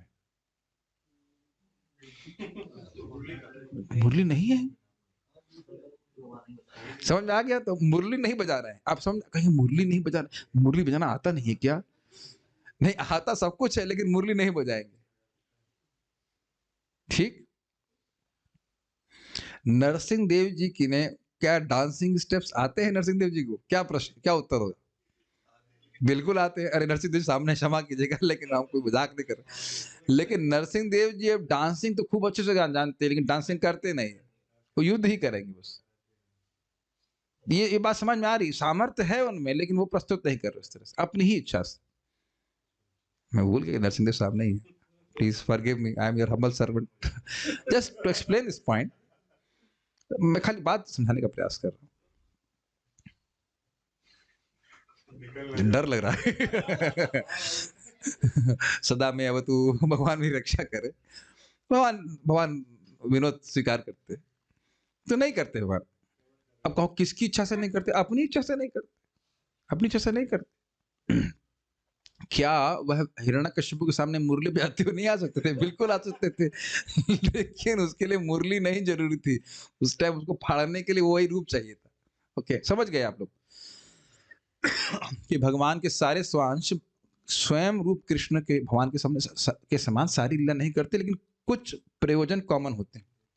भगवत गीता में भगवान के कई तरह के कथन हैं, और इनमें से प्रत्येक कथन विभिन्न अंशों या अंशांशों के लिए है। अभी देखिएगा, उदाहरणार्थ भगवत गीता में भगवान श्री कृष्ण कहते हैं, हे भारत, जब जब भी और जहां जहां भी धर्म का पतन तथा अधर्म का प्राधान्य होने लगता है, तब तब मैं अवतरित होता हूं। जरा सब साथ में बोलिए, यदा यदा हि धर्मस्य ग्लानिर्भवति भारत अभ्युत्थानम धर्मस्य तदात्मनां सृजाम्यहम्। तो ये जनरल प्रयोजन है अवतारों का, और इसको इसको पूर्ण करने के लिए कुछ विशेष अवतार आते हैं। ठीक, ये क्लियर है? लेकिन भगवान श्री कृष्ण रासलीला का आस्वादन करने के लिए भी आए। ये आप लोग चैतन्य महाप्रभु के अवतरण के बाह्य और आंतरिक कारणों में हम सुने थे। कृष्ण सोच रहे हैं कि युग धर्म की स्थापना तो मेरे स्वांश भी कर सकते हैं, लेकिन ब्रज का प्रेम मैं ही दे सकता हूं। कुछ अंतर समझ पा रहे हैं? एक सामान्य प्रयोजन अवतारों का है, लेकिन एक विशेष प्रयोजन भगवान श्री कृष्ण के आने का है। Is it not? तो ये प्रभुपाद समझा रहे हैं कि भगवान के अंश और विभिन्न, जैसे मान लीजिए अगर आप कहें, बहुत इजीली समझ में आ जाएगा, फरसा चला रहे थे, क्या नाम है? परशुराम जी। तो परशुराम जी अब फिलॉसफी डिस्कस करने के लिए नहीं आए, वो फरसा चलाने के लिए आए। और नारद जी, वो नारद पंचरात्र प्रथम स्कंद 3रा अध्याय पढ़े थे ना, विभिन्न अवतार विभिन्न प्रयोजनों के लिए आते हैं। अल्टीमेटली धर्म की स्थापना करने के लिए आते हैं, लेकिन उसका वो अलग अलग तरह से करते हैं। 4 कुमारों ने क्या किया? ब्रह्मचर्य का पालन किया, उस प्रकार से धर्म की स्थापना करी। सब भूल गए। मोहिनी मूर्ति ने क्या किया? अमृत पिलाया, लेकिन वंचना कर दी, धोखा दे दिया असुरों को और देवताओं को अमृत पिलाया। अब क्लियर हो गया है कि भगवान के विभिन्न प्रकार के अंश इत्यादि वह अलग अलग प्रयोजनों के लिए आते हैं। भक्तजनों का उद्धार करने, दुष्टों का विनाश करने तथा धर्म के सिद्धांतों को फिर से स्थापना करने के लिए मैं हर युग में प्रकट होता हूं। परित्राणाय साधूनां विनाशाय चतुष्कृतां धर्म संस्थापनार्थाय संभवामि युगे युगे। मुझे इसलिए हंसी आ रही है कि यही श्लोक भारत की पुलिस के बाहर भी लिखा रहता है गाड़ी में, परित्राणाय साधूनां, है ना, विनाशाय दुष्कृताम। लेकिन वास्तविक रूप से क्या हो रहा है? प्राय प्राय परित्राणाय असाधु नाम विनाशाय साधु नाम हो रहा है, सुकृता हो रहा है। नहीं आओ, उसे बात याद आ जाती है। भगवान की बात तो बोलते हैं, लेकिन भगवान का काम नहीं करते। यदि मैं कर्म ना करूं तो सारे लोग कुपथगामी हो जाएं। अच्छा, ये जो बात है परित्राण साधु नाम विनाशाय दुष्कृताम, इसमें कौन कौन से अवतार याद आ रहे हैं? ये अभी नाम परशुराम जी तो दिख ही रहे हैं, नरसिंह देव, भगवान श्री राम भी आए, हाँ, इन जनरल भगवान कृष्ण भी, लेकिन केवल वही तो नहीं, कब रासलीला कर रहे हैं तो वहां कौन सा खैर वहां भी है, परित्राण है, अलग सेंस में है। लेकिन जिस तरह से हम सोच रहे हैं उस तरह से एक्शन मूवी नहीं है। भगवान हमेशा एक्शन मूवी नहीं कर रहे थे, और तो युद्ध भी करे हैं भगवान, लेकिन हमेशा वैसा नहीं कर रहे हैं। ठीक है, यदि मैं कर्म ना करूं तो सारे लोग कुपथगामी हो जाएं, तब मैं अवांछित धन समुदाय को उत्पन्न करने का कारण बनूंगा, और इस तरह संपूर्ण प्राणियों की शांति का विनाश करता बनूंगा। ये श्लोक याद है क्या? यदि अहम न वर्तेयम जातु। अच्छा, उससे यू है क्या? वो वाला भी श्लोक है, दिखाइए। श्लोक क्या है ये? उत्सेदेयु वो लोका न कुर्याम कर्म चेदहम शंकरस्य च कर्ता स्याम उपन्याय प्रजा। तो अब देखिए, यह भी एक कारण हो गया। क्या यहाँ पे क्या प्रयोजन हुआ आने का? कि धार्मिक संतति आए और वो लोग धर्म का पालन करें ताकि आगे जाकर के भगवान की ओर उन्मुख हों। तो यह भी एक कारण हो गया भगवान के अवतरित होने का। ओके। महापुरुष जो जो आचरण करते हैं, सामान्य लोग उसी का अनुसरण करते हैं। वह अपने अनुसरणीय कार्यों से जो भी आदर्श प्रस्तुत करते हैं, संपूर्ण विश्व इसका अनुगमन करता है। ये तो सब जानते होंगे। यदा यदा यद यद आचरति श्रेष्ठ तत्त एव तरो जनः सयत् प्रमाणम कुरुते लोकस्तनु वर्तते। तो आप समझ सकते हैं, बहुत सारे प्रयोजन भगवान गीता में बता रहे हैं, जिसको न सिर्फ भगवान कृष्ण आते हैं करने के लिए, अन्य अवतार भी आते हैं। Do you agree? Brahma ji के दिन भगवान एक ही बार तो आते हैं, लेकिन ये सारे प्रयोजन तो पूरे पूरे ब्रह्मा जी के दिन में पूरे होने चाहिए ना। केवल भगवान कृष्ण एक बार आए तो अन्य मनवंतरों में धर्म की स्थापना नहीं करनी है, तो उसमें भी भगवान अपने अवतारों को भेज रहे हैं कि नहीं? ये बात श्रील प्रभुपाद जी समझा रहे हैं कि ये जो भिन्न भिन्न प्रयोजन बताए गए हैं भगवान की गीता में, वो भगवान के द्वारा, भगवान जब स्वयं आते हैं तो करते ही हैं, और अन्य अवतारों के द्वारा भी करते हैं। भगवान श्री राम ने ही धर्म की स्थापना किए, परशुराम किए ना, ऐसे करके। और पृथु महाराज ने ही धर्म की स्थापना किए। यस। उपरयुक्त सारे कथन भगवान के विभिन्न अंशों पर लागू होते हैं। ठीक है? यथा संकर्षण, वासुदेव, प्रद्युम्न, अनिरुद्ध तथा नारायण, इन सब दिव्य अंशों में वे स्वयं ही हैं। अर्थात प्रभुपाद उसकी अंगम शब्द की व्याख्या कर रहे हैं कि सब इनके अंश स्वरूप हैं और भगवान अंशी हैं। अब अगर अभी नहीं समझ में आ रहा है तो आप समझ सकते हैं कि जितने बल्ब हैं उनमें सूर्य ही प्रकाश के रूप में विद्यमान है। अब समझ में आ रहा है कि अभी समझ में नहीं आ रहा है? अब प्रोसेसिंग कर लीजिएगा इस बात को। जितना भी प्रकाश जगत में आप देख रहे हैं, कहीं से भी उसका स्रोत सूर्य है। नहीं समझ में आ रहा? समझाऊंगा भी नहीं। एक बार बाद ने जब बात बोली थी तो व्यक्ति बाद में प्रसादम में बोला, प्रभु जी ऐसे कैसे हो रहा है? वही जो पेड़, बड़ा उसने लॉजिक लगाया कि भाई आपने कहा कोल उत्पन्न होता है, तो सूर्य से कैसे कोल उत्पन्न हो गया? कोल तो कोयला तो जमीन के अंदर है। हमने कहा कोयला पहले तो मैं उत्तर नहीं दे पाया क्लास में, मतलब क्लास के जस्ट बाद। फिर मेरे को तो प्रसाद का थोड़ी बुद्धि आ गई। हमने कहा भाई ये बताओ, कोयला पत्थर से बनता है, कोयला पेड़ से बनता है, पेड़ कहां से होगा? सूर्य के प्रकाश से। हाँ, कभी कभी थोड़ा सा बायोलॉजी पढ़ने का फायदा हो जाता है कि नहीं? तो अब समझ में आ गया, ये बिजली कोयले से आ रही, और कोयला कहां से आया? सूर्य से, पेड़ से। और पेड़ कहां से आया? सूर्य से। तो सूर्य की सत्ता पे ही तो इस प्रकाश की सत्ता आश्रित है। तो एक एग्जाम्पल दे रहा हूं, और बाकी आप जानते हैं वो एग्जाम्पल जो मोमबत्ती का है। एक मोमबत्ती है, वो सारी मोमबत्ती को जला रही है, लेकिन वो दीप जला रहा है मोमबत्ती, और वह सारे दीप एक बराबर शक्तिशाली हैं, लेकिन ओरिजिनल दीपक है भगवान श्री कृष्ण। सारे भगवत स्वरूपों की सत्ता भगवान पे आश्रित है, ये है अर्थ। उनमें कोई भेद नहीं है। फिर भी श्री कृष्ण के रूप में, देखिए मेरा ये उदाहरण जो है था ना, इसका बल्ब वाला, वो पूर्ण इसलिए नहीं है क्योंकि बल्ब में और सूर्य में फिर भी भेद है, लेकिन प्रद्युम्न, अनिरुद्ध, नारायण आदि में और भगवान कृष्ण में तत्वतः कोई भेद नहीं है। हम खाली इतनी बात कर रहे थे कि भगवान के अन्य जो अन्य विभूतियां भी हैं, उनमें भी शक्ति भगवान के ही द्वारा आ रही उस अर्थ में। लेकिन वो ये जो उपमा हमने अभी दे दी, ठीक नहीं बन रही है अगर हम स्वांशों की बात करते हैं तो। मेरी लैंग्वेज समझ में आ रही है? बहुत कठिन हो रहा है। स्वांशों के लिए बात हो रही है तो वही उदाहरण होगा, दीपार्च रेव यथा दशांतरम अभ्युपित। एक दीप से जैसे बहुत सारे दीप जलाए जाते हैं और सारे दीप एक समान शक्तिशाली होते हैं, इस तरह से जितने भगवान के प्रद्युम्न, अनिरुद्ध, नारायण आदि स्वरूप हैं, भगवान के समान शक्तिशाली है। ठीक है। फिर भी श्री कृष्ण के रूप में भगवान अपने विभिन्न कोटि के भक्तों से विभिन्न प्रकार की दिव्यानुभूति का आदान प्रदान करते हैं। अब फिर भी का अर्थ क्या है? जो भक्त वैकुंठ में है वह ऐश्वर्य भाव भगवान के विभिन्न स्वरूपों की पूजा कर रहे हैं, यथा प्रद्युम्न, अनिरुद्ध, नारायण, वासुदेव इत्यादि।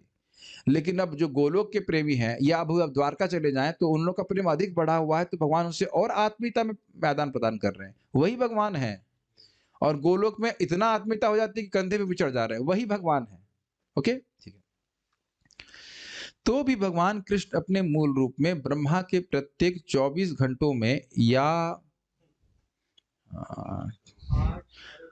8 अरब 64 करोड़, लग रहा है याद कर लिए हैं आप।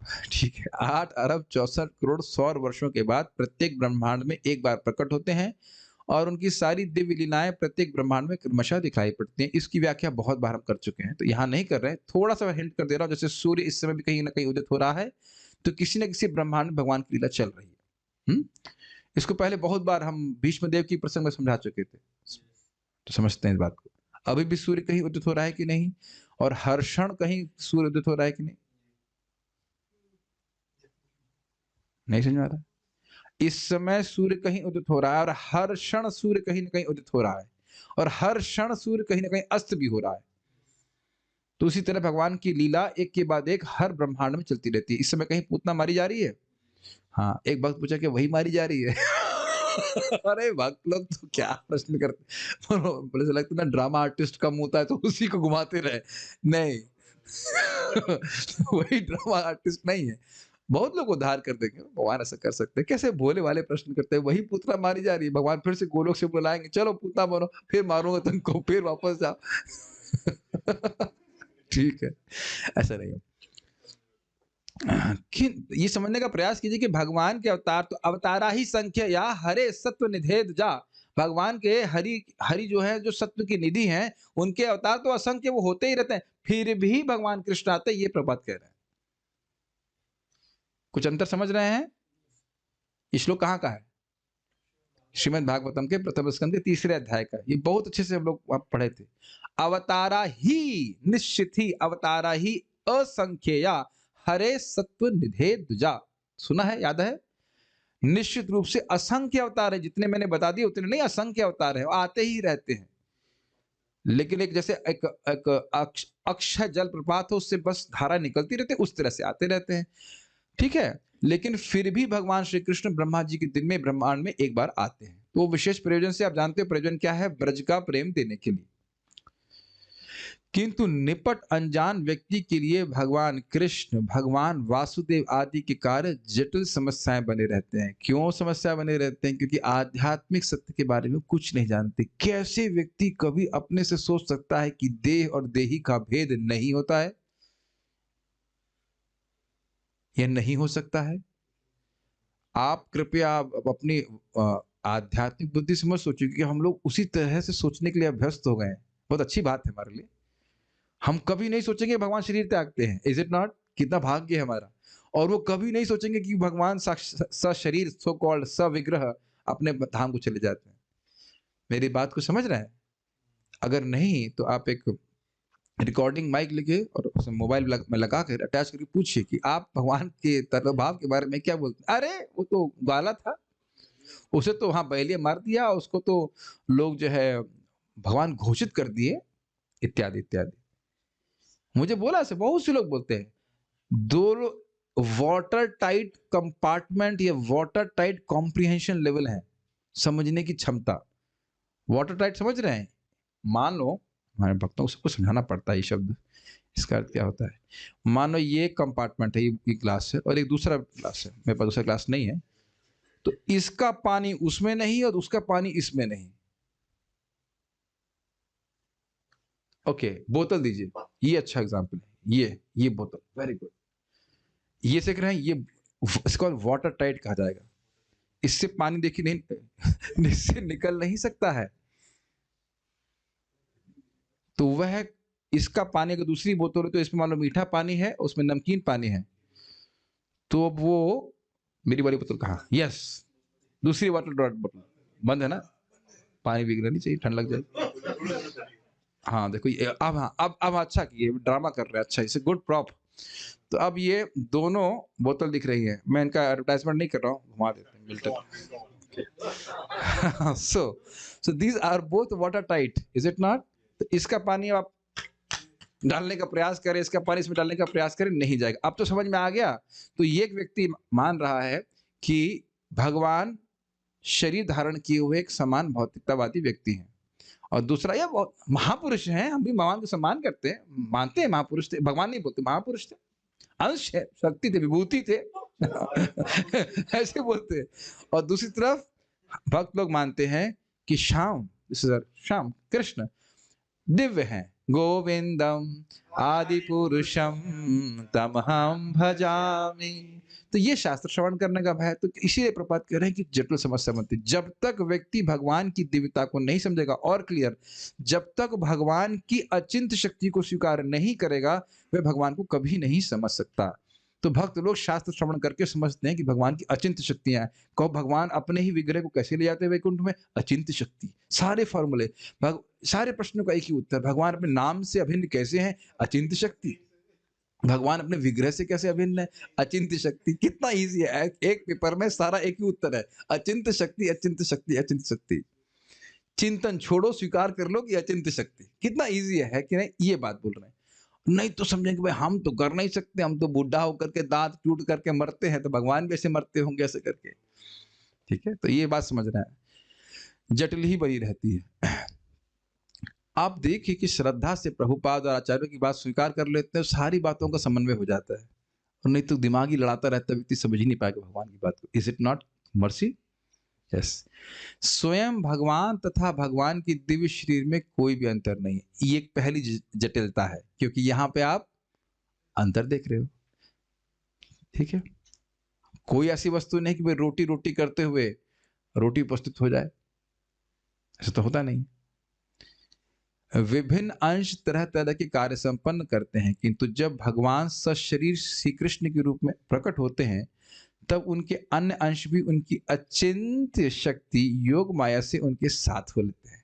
अभी बात, बहुत सुंदर बात प्रपात कर रहे हैं कि एक बात समझिए, मेरा हाथ एक विशेष तरह से कार्य करता है, मेरा दूसरा हाथ दूसरी तरह से कार्य करता है, सर अलग तरह से कार्य करता है। उस तरह से कह रहे हैं कि भगवान के विभिन्न अवतार अलग अलग कार्य करते हैं, और वह सब शरीर में रहते नहीं, जुड़ा हुआ है कि नहीं? तो जब भगवान आते हैं तो सारे सारे का मतलब कितना हुआ? अनंत अनंत अनंत विष्णु स्वरूप भगवान के साथ आ जाते हैं उनके शरीर में अगर कहा जाए, भाषा का प्रयोग खाली कर रहा हूं, उनके विग्रह में समावेशित होकर आ जाते हैं। समझ में आ गया ना आपको श्याम सुंदर?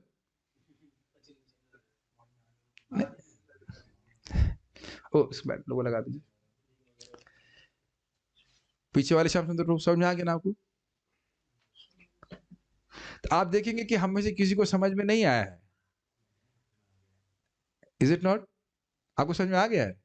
मुझे तो आज तक समझ में नहीं आई है। हाँ, समझ गए ना? मैं जो बोल रहा हूं कि भगवान आते हैं तो अपने सारे विष्णु स्वरूपों को साथ में लेके आते हैं, ये तो समझ में आ रहा है, लेकिन ये हो क्या रहा है ये समझ में नहीं आ रहा है। लेकिन भक्त आनंद लेते, देखो भगवान कितने अद्भुत है। समझ रहे हैं बात? इसी को चैतन्य चरितामृत में बड़े रुचि से कहते हैं अगर कोई कहे कि महाविष्णु के अवतार है तो भी ठीक है, कोई कोई क्षीरोदक विष्णु के अवतार है तो भी ठीक है, कि भगवान और उनमें कोई भेद नहीं है। है कि नहीं?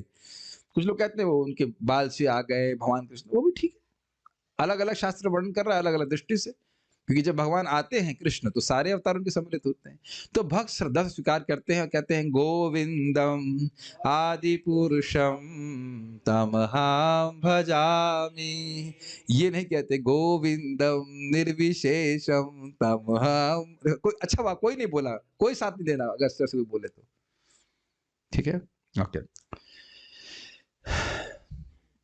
ओके। वैसे हम निर्विशेष का एक अर्थ दे सकते हैं, नित्यनाम विशेष, जो सबसे विलक्षण है। लेकिन अभी हम उधर नहीं जा रहे। हम इतनी बात कर रहे थे कि एक बात, क्यों जटिल है शास्त्र श्रवण नहीं करते? क्योंकि सारी बात भगवान की अचिंत्य है। और अचिंत्य का सरल अर्थ समझिए, अचिंत्य का अर्थ यह है कि उसको आप शास्त्र श्रवण करके समझ सकते हो, लेकिन अपनी बुद्धि से नहीं समझ सकते। ठीक। और एक और भी अर्थ समझना होगा कि भगवान जब चाहेंगे तो समझा देंगे आपको, अपनी शक्ति से नहीं समझ सकते हो, लेकिन भगवान जब चाहेंगे, खुश हो जाएंगे आपकी भक्ति से, तो समझवा देंगे। फॉर एग्जाम्पल, चैतन्य महाप्रभु हरि नाम की महिमा हरिदास ठाकुर से पूछ रहे हैं, और हम प्रसंग पूरा नहीं बता रहे हैं, और हरिदास ठाकुर जी बोल रहे हैं कैसे मुसलमानों का उद्धार हो जाता है हराम हराम करके, फिर पेड़ों का उद्धार हो जाता है सुन करके। फिर महाप्रभु सोच रहे हैं, आश्चर्यचकित हो रहे हैं कि इसको ये सब बातें कैसे मालूम चल गई। और कहते हैं हरिदास ठाकुर जी, आपने झारखंड में कीर्तन किया तो सिर्फ बाघ शेर का तो उद्धार हुआ ही, और पेड़ों का भी उद्धार हो गया। तो कौन कौन प्रकाशित कर रहा है, कौन ज्ञान दे रहा है, ये भी अद्भुत है ना। भगवान भगवान स्वयं हरिदास ठाकुर जी को रियलाइजेशन दे रहे हैं, फिर कहने से समझ में कैसे आ गया। जैसे मैं आप लोग को पढ़ाऊं, मान लो मैंने फॉर एग्जाम्पल ऐसे मान लें कि हमने अच्छा पढ़ाया, मान रहे हैं हम कि अच्छा पढ़ाया और आपको समझ में आ गया, फिर मेरे को समझ में कैसे आ गया? अरे आप ही तो पढ़ा रहे हो, ये आपको अचिंत्य नहीं लगता? खुद ही भगवान अंदर से ज्ञान दे रहे हैं और फिर कुछ चकित हो रहे हैं, इसे समझ में कैसे आ रहा है? कभी आपको अपने आप से विरह हुआ है डिवोटीज? अजीब से लग रहा है ना। और भगवान अपने ही विरह में रो रहे हैं, स्वयं रूप कृष्ण है, और फिर हे कृष्ण कहाँ हो, तो क्या बात समझ में आएगी? भगवान है ही अद्भुत। तो कह रहे ये सब लोगों के लिए बात जटिल होती, समझ नहीं पाते। वो बोलते भी हैं कि चैतन्य महाप्रभु तो पागल हो गए कृष्ण के, वो समान व्यक्ति मानते हैं। मैं उदाहरण दे रहा हूं किस प्रकार से उनके लिए जटिल होता है, ठीक है। इस प्रकार वृंदावन के भगवान कृष्ण मथुरा या द्वारका के कृष्ण से भिन्न है। किस दृष्टि से भिन्न है? रस की दृष्टि से। कभी भी तत्व की दृष्टि से भेद नहीं देखना चाहिए, ये एक अपराध है। रस की दृष्टि से। इसी तरह कृष्ण का विराट रूप भी उनकी अचिंत शक्ति के द्वारा उनसे भिन्न है। विराट रूप मतलब ये जगत, भौतिक जगत, उस वो भौतिक समथिंग लाइक अ स्वेटर और समथिंग एक्सटर्नल है भगवान के। और इसकी धारणा भी प्रथम स्कंद तीसरे अध्याय में कर दी गई है कि भगवान का विराट रूप को अवतारों में क्यों सम्मिलित नहीं किया, भूल गए? अवतारों का पूरा बताया था लाइन, और उसके बाद अंत में बोले कि भाई आपने जो विराट रूप का वर्णन प्रथम स्कंद के तीसरे अध्याय के तीसरे चौथे श्लोक में किया, उसको अवतारों में क्यों नहीं किया गिना? तो वहां उसमें लिखा है, भगवान का श्लोक है, चिदात्मन शब्द, भगवान चिदात्मन है, वह कभी भी उनका स्वरूप जो है वो भौतिक नहीं होता। एतद भगवतो रूपम ही अरूपस्य चिदात्मनः माया गुणैर विरचितम महदात्मनि महासकर श्लोक है। तो ये बात है, बहुत दिन से पारायण नहीं किया तो मुख से आता नहीं, लेकिन फिर भी आ गई, पॉइंट आ गया। मेरी बात समझ रहे हैं? विराट रूप की धारणा केवल उन लोगों के लिए, उनकी सहायता करने के लिए जाती है जो लोग भगवान के दिव्य स्वरूप की धारणा नहीं कर सकते। लेकिन भगवान का विराट स्वरूप कभी भी चिन्मय नहीं है, स्पिरिचुअल नहीं है, ठीक है। मुझे पता है कि भाई जो शुरुआत से नहीं सुना होगा या नहीं पता होगा, थोड़ी सी कठिनाई हो सकती है। क्लास की शैली इसी प्रकार की है, आपको अपेक्षित है कि पहला कुछ पढ़ लिया और सुन लिया तो समझ पाएंगे। विराट रूप ये धारणा होती है पूरा ब्रह्मांड, उनका सिर जो है वो ब्रह्मलोक है, उनके जो चरण है वो पाताल लोक है। लेकिन भगवान का शरीर भौतिक नहीं है, ये केवल उन लोगों को सहायता करने के लिए है जो लोग भगवान के श्याम सुंदर रूप की धारणा नहीं कर सकते। Does it make sense? लेकिन भगवान का मंदिर में जो विग्रह है वो भगवान से पूरी तरह अभिन्न है, वो विराट स्वरूप नहीं है। अपराध हो जाएगा तुरंत। भगवान से यहाँ शालिग्राम के रूप में है तो ये साक्षात भगवान है, यद्यपि आपको ये स्टोन के रूप में दिखाई पड़ रहा है।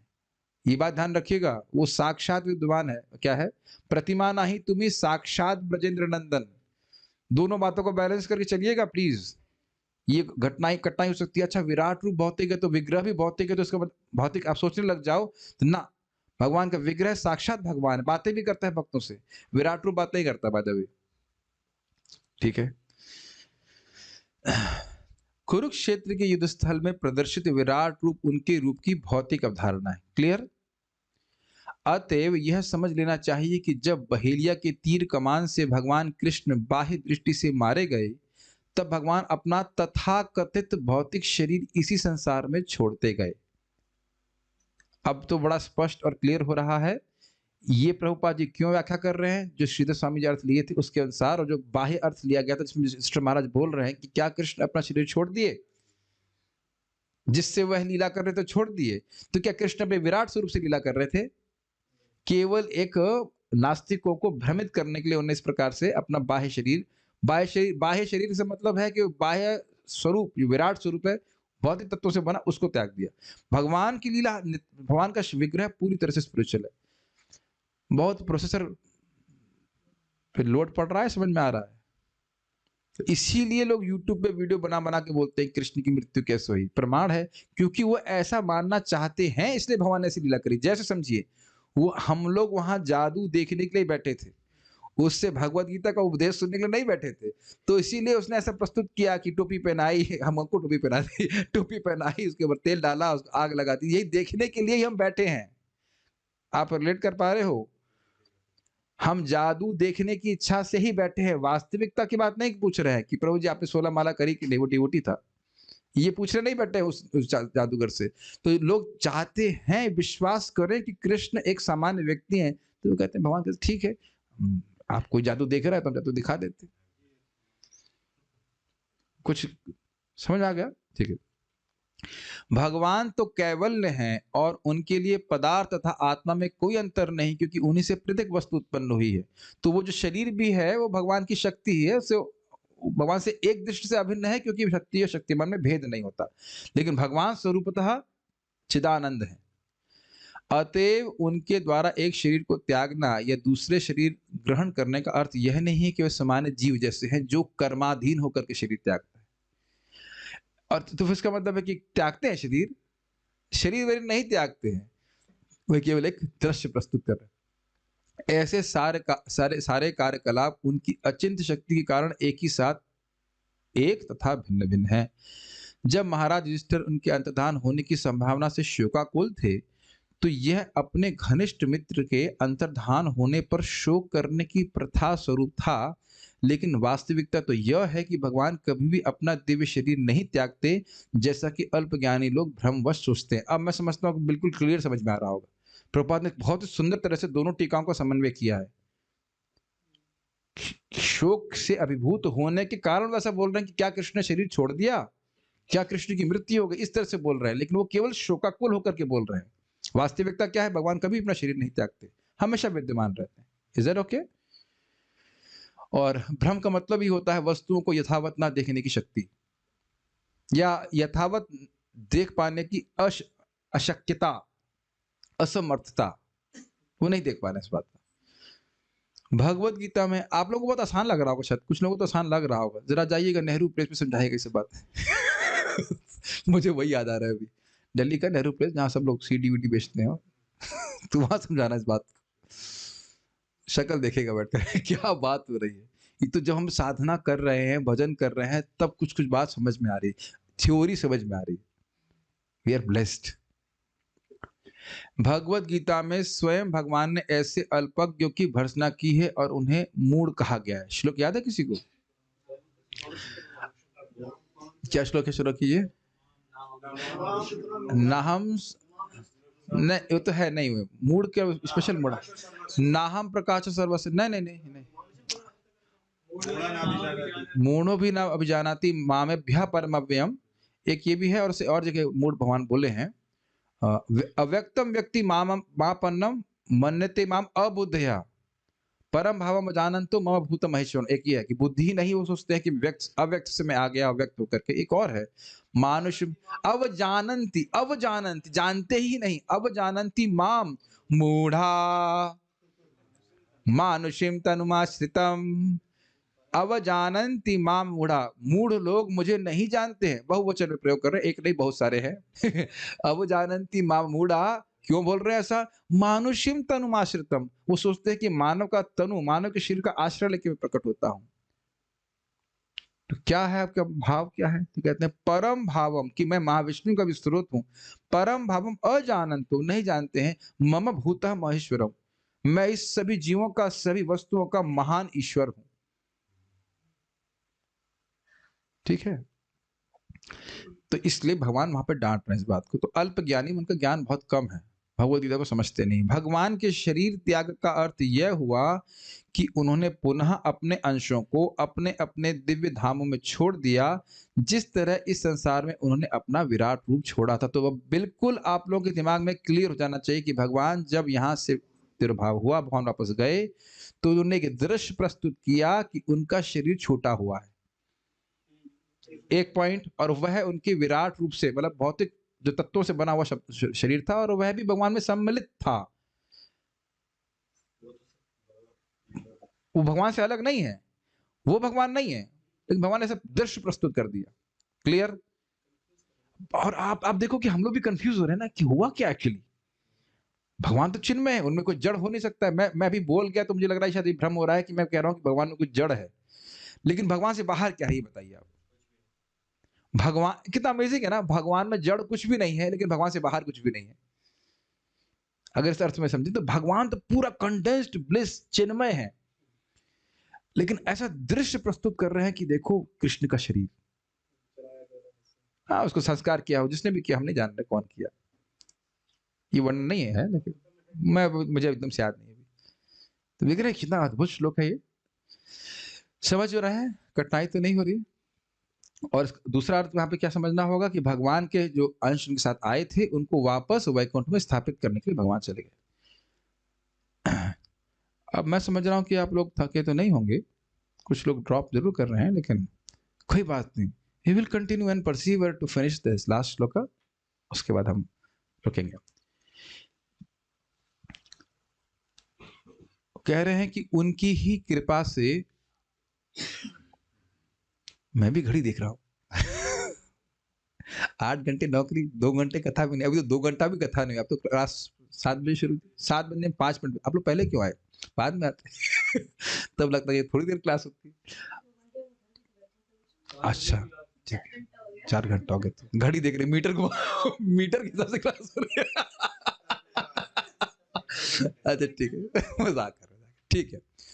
और यहाँ की क्लास थोड़ी सी लोडेड तो है, मान रहे हैं, लेकिन हमको तो बहुत रुचि आ रही थी उसके ऊपर बहुत रुचि आ रही। ये बहुत अच्छा श्लोक था, ऐसा कभी नहीं देखा। चलिए अब आगे श्लोक देखते हैं।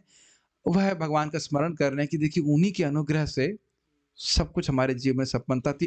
अब ये जो अपशकुन हो रहा है, वितर्क चल रहा है, ये जो अपशकुन दिख रहे हैं, ये दिख ही नहीं सकते थे अगर भगवान होते। ये बात समझ रहे हैं? इसलिए नहीं समझ रहे हैं, हमारे राज्य में किसी भी प्रकार की कोई कमी नहीं थी। ये जो कमियां दिख रही है इसका प्रमाण है कि कृष्ण नहीं है। फिर से व्यासदेव जी के समझ में आ जाइए, मैं सारे शास्त्र लिख दिया फिर भी मैं असंतुष्ट हूं, इसका मतलब है कि भगवान संतुष्ट नहीं हुए। ठीक, मैं मान लीजिए कोई व्यक्ति खूब खा रहा है और फिर भी उसका वजन नहीं बढ़ रहा, जरूर उसके पेट में कीड़े होंगे या उसकी वायु बहुत बढ़ गई होगी। ऐसे ये होता है ना, रिजल्ट देख करके नहीं बोलते हैं आप लोग, आयुर्वेदिक को जानकारी काम आ जाती है। तो अब कह रहे हैं कि हमारे राज्य में कितनी संपन्नता थी। भीमसेन देखे नहीं, मालूम है दुष्ट महाराज में ड्रामा करें, भीमसेन, चलिए इनको थोड़े मोटे हैं, भीमसेन आप देखे नहीं कितनी संपन्नता थी, तब कहेंगे हाँ ऐसे ही, ऐसे आप गर्दन हिलाएंगे तो हाँ सही बात है। इसी प्रकार से सही बात है, हाँ बात सही है, आप सही कह रहे थे, हम लोग सब जगह राज्य सब जीत रहे थे, सब कुछ हो रहा है, तो ये दिख रहा है अब शकुन दिख रहा है, मतलब कृष्ण चले गए। ठीक है, तो इसी अर्थ में यहाँ पे लिया जा रहा है, प्लीज मेरे पीछे बोलिए। यस्मान्नः संपदो राज्यम, यस्मान्नः संपदो राज्यं, दारः प्राणः कुलं प्रजाः, दारः प्राणः कुलं प्रजाः, आसन् सपत्न विजयो, आसन् सपत्न विजयो, लोकाश्च यदनुग्रहात्। लोकाश्च यदनुग्रहात्। यस्मान्नः संपदो राज्यं, दारः प्राणः कुलं प्रजाः, यस्मान्नः संपदो राज्यं, दारः प्राणः कुलं प्रजाः, आसन् सपत्न विजयो, लोकाश्च यदनुग्रहात्। आसन् सपत्न विजयो, लोकाश्च यदनुग्रहात्। ओके, सो लेट अस सी। बहुत टेस्टी है भागवत, वैसे बोलना नहीं चाहिए, कोई बहुत खींच ना ले, रियली अमेजिंग। केवल उन्हीं से हमारा सारा राजसी ऐश्वर्य, अच्छी पत्नियां, जीवन, संतान, प्रजा के ऊपर नियंत्रण, शत्रुओं पर विजय तथा उच्च लोकों में भावी निवास सभी कुछ संभव हो सका। यह सब हम पर उनकी अहेतु की कृपा के कारण है। देखिए श्लोक इंडिपेंडेंट आप देखेंगे तो उतना नहीं, ठीक है, सही लग रहा है, लिंक आप समझने का प्रयास कीजिए। लिंक वही बोल रहे हैं कि भगवान अब हमारे समृद्धि में कुछ कमी आ रही है, इसमें गलतियां दिख रही हैं, इसका मतलब है कि कुछ ना कुछ, निश्चित नहीं, कुछ नहीं, निश्चित बात है कि भगवान कृष्ण ऐसे चले गए, इसलिए सब बात बोल रहे हैं। यस्मात्, केवल उन्हीं से, केवल उन्हीं से मतलब केवल उन्हीं से, केवल मतलब और कई सोर्स नहीं है, ओनली हिम, ओनली कृष्ण। न अर्थ हमारा, हम सबका, भीम से आपका बल, हमारा सबका, संपदः ऐश्वर्य, राज्यम राज्य। अब ये तो स्पष्ट बात है कि 18 दिन में भगवान की कृपा से ही विश्व के राजा बन गए, क्लियर, सारी संपदा मिल गई। और संपद का भी आप जानते हैं, पहले सुन चुके हैं कि इस पूरे राज्य में मणि माणिक के फल फूल आदि खूब फलीभूत हो रहे थे, मिल रहे थे युधिष्ठिर महाराज का राज्य। और बात वही थी क्योंकि वह कृष्ण के पद चिन्हों का अनुसरण कर रहे थे। कृष्ण कृष्ण का अनुग्रह उनके ऊपर था। कृष्ण चाहते थे कि राजा बने, तो उनकी ब्लेसिंग्स भी साथ में थी। सब आपको याद है, अब मत बोलना याद नहीं है, बोल दीजिए याद है। हाँ ठीक, गुड। दारह पत्नियां, अब ये भी बहुत बड़ी उपलब्धि है। यहाँ एक पत्नी ठीक हो जाए या पति ठीक हो तो बहुत बड़ी बात है। यहाँ बहुत सारी पत्नियां, जितनी भी पत्नियां होंगी सब ठीक हैं, स्वस्थ हैं, बात खाना बना रही हैं, सब कुछ ठीक चल रहा है, झगड़ा नहीं कर रही। ये भी बहुत बड़ी उपलब्धि है। गलत नहीं बोल रहा ना। प्राणाह, जीवन भी उन्हीं के अनुसार चल रहा था। कुलम, अब मैं आप लोग पे, let's see you can answer. हमारा कुल चल रहा था। Very good. परीक्षित महाराज, परीक्षित महाराज को तो भगवान कृष्ण सीधे बचाए। एक एक अनुग्रह याद रहा कि नहीं। अच्छा दारा, जरा सोचिए, हम लोग अभी, मैं भी अभी सोच रहा था कि ये सब कुछ महाभारत युद्ध के बाद, महाभारत युद्ध के पहले द्रौपदी की रक्षा भगवान नहीं किए। वो भूल जाएंगे कि क्या नाम से युधिष्ठिर महाराज। ओके। प्रजा, प्रजा के ऊपर नियंत्रण। प्रभुपाद जी कितना सुंदर अनुवाद कर रहे हैं। प्रजा का मतलब, प्रजा उतना क्लियर नहीं हो रहा है, लेकिन प्रभुपाद कह रहे हैं प्रजा के ऊपर नियंत्रण। अब नियंत्रण उस तरह से नहीं कि उनको चूसना है, एक्सट्रैक्ट करना। प्रजा हमारी बात सुन रही। ध्यान दीजिएगा कि प्रजा अगर पाप करती तो उसका प्रभाव राजा पे पड़ता। तो सोचिए युधिष्ठिर महाराज के राज्य में कोई पाप नहीं कर रहा है, ये किसके आशीर्वाद से हो रहा है? Is it easy? बताइए। आप किसी कंपनी के मालिक बन जाइए, 4 लोगों को भी अधर्म से निवृत्त नहीं कर पाएंगे। 4 लोगों को भी चैलेंज दे सकता हूं, 4 लोगों को भी अधर्म से निवृत्त नहीं कर पाएंगे। और पूरा पृथ्वी में कहीं कोई अधर्म नहीं हो रहा था। वाटर टाइट कंपार्टमेंट, वहां अधर्म का प्रवेश ही नहीं है। सी, कितना अद्भुत बात है। प्रजा पूरा नियंत्रण में है, अर्थात प्रजा पूरा धर्म पे चल रही है, धर्म पे एक भी व्यक्ति नहीं चल रहा है।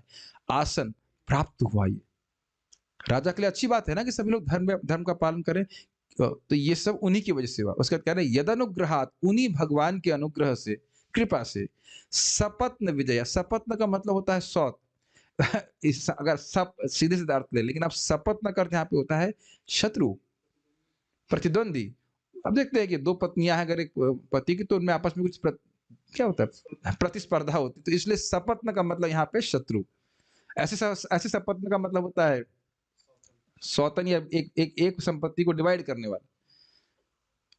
तो कह रहे तो भाई युधिष्ठिर महाराज किसको क्या बोल रहे हो, तुम समझा रहे, हंस क्यों रहे हो? तो युधिष्ठिर महाराज कह रहे हैं सपत्न विजय, मतलब इस राज्य पे, पूरी पृथ्वी पे अब कोई और सौतन नहीं है, या मतलब और कोई कंटेम्पररी, और कोई क्या कहते हैं, क्या बोले, हकदार और नहीं है, हम अकेले हैं। सपत्न विजय ने, उन शत्रुओं पे हमने विजय प्राप्त करी। कौन थे? Duryodhana and party.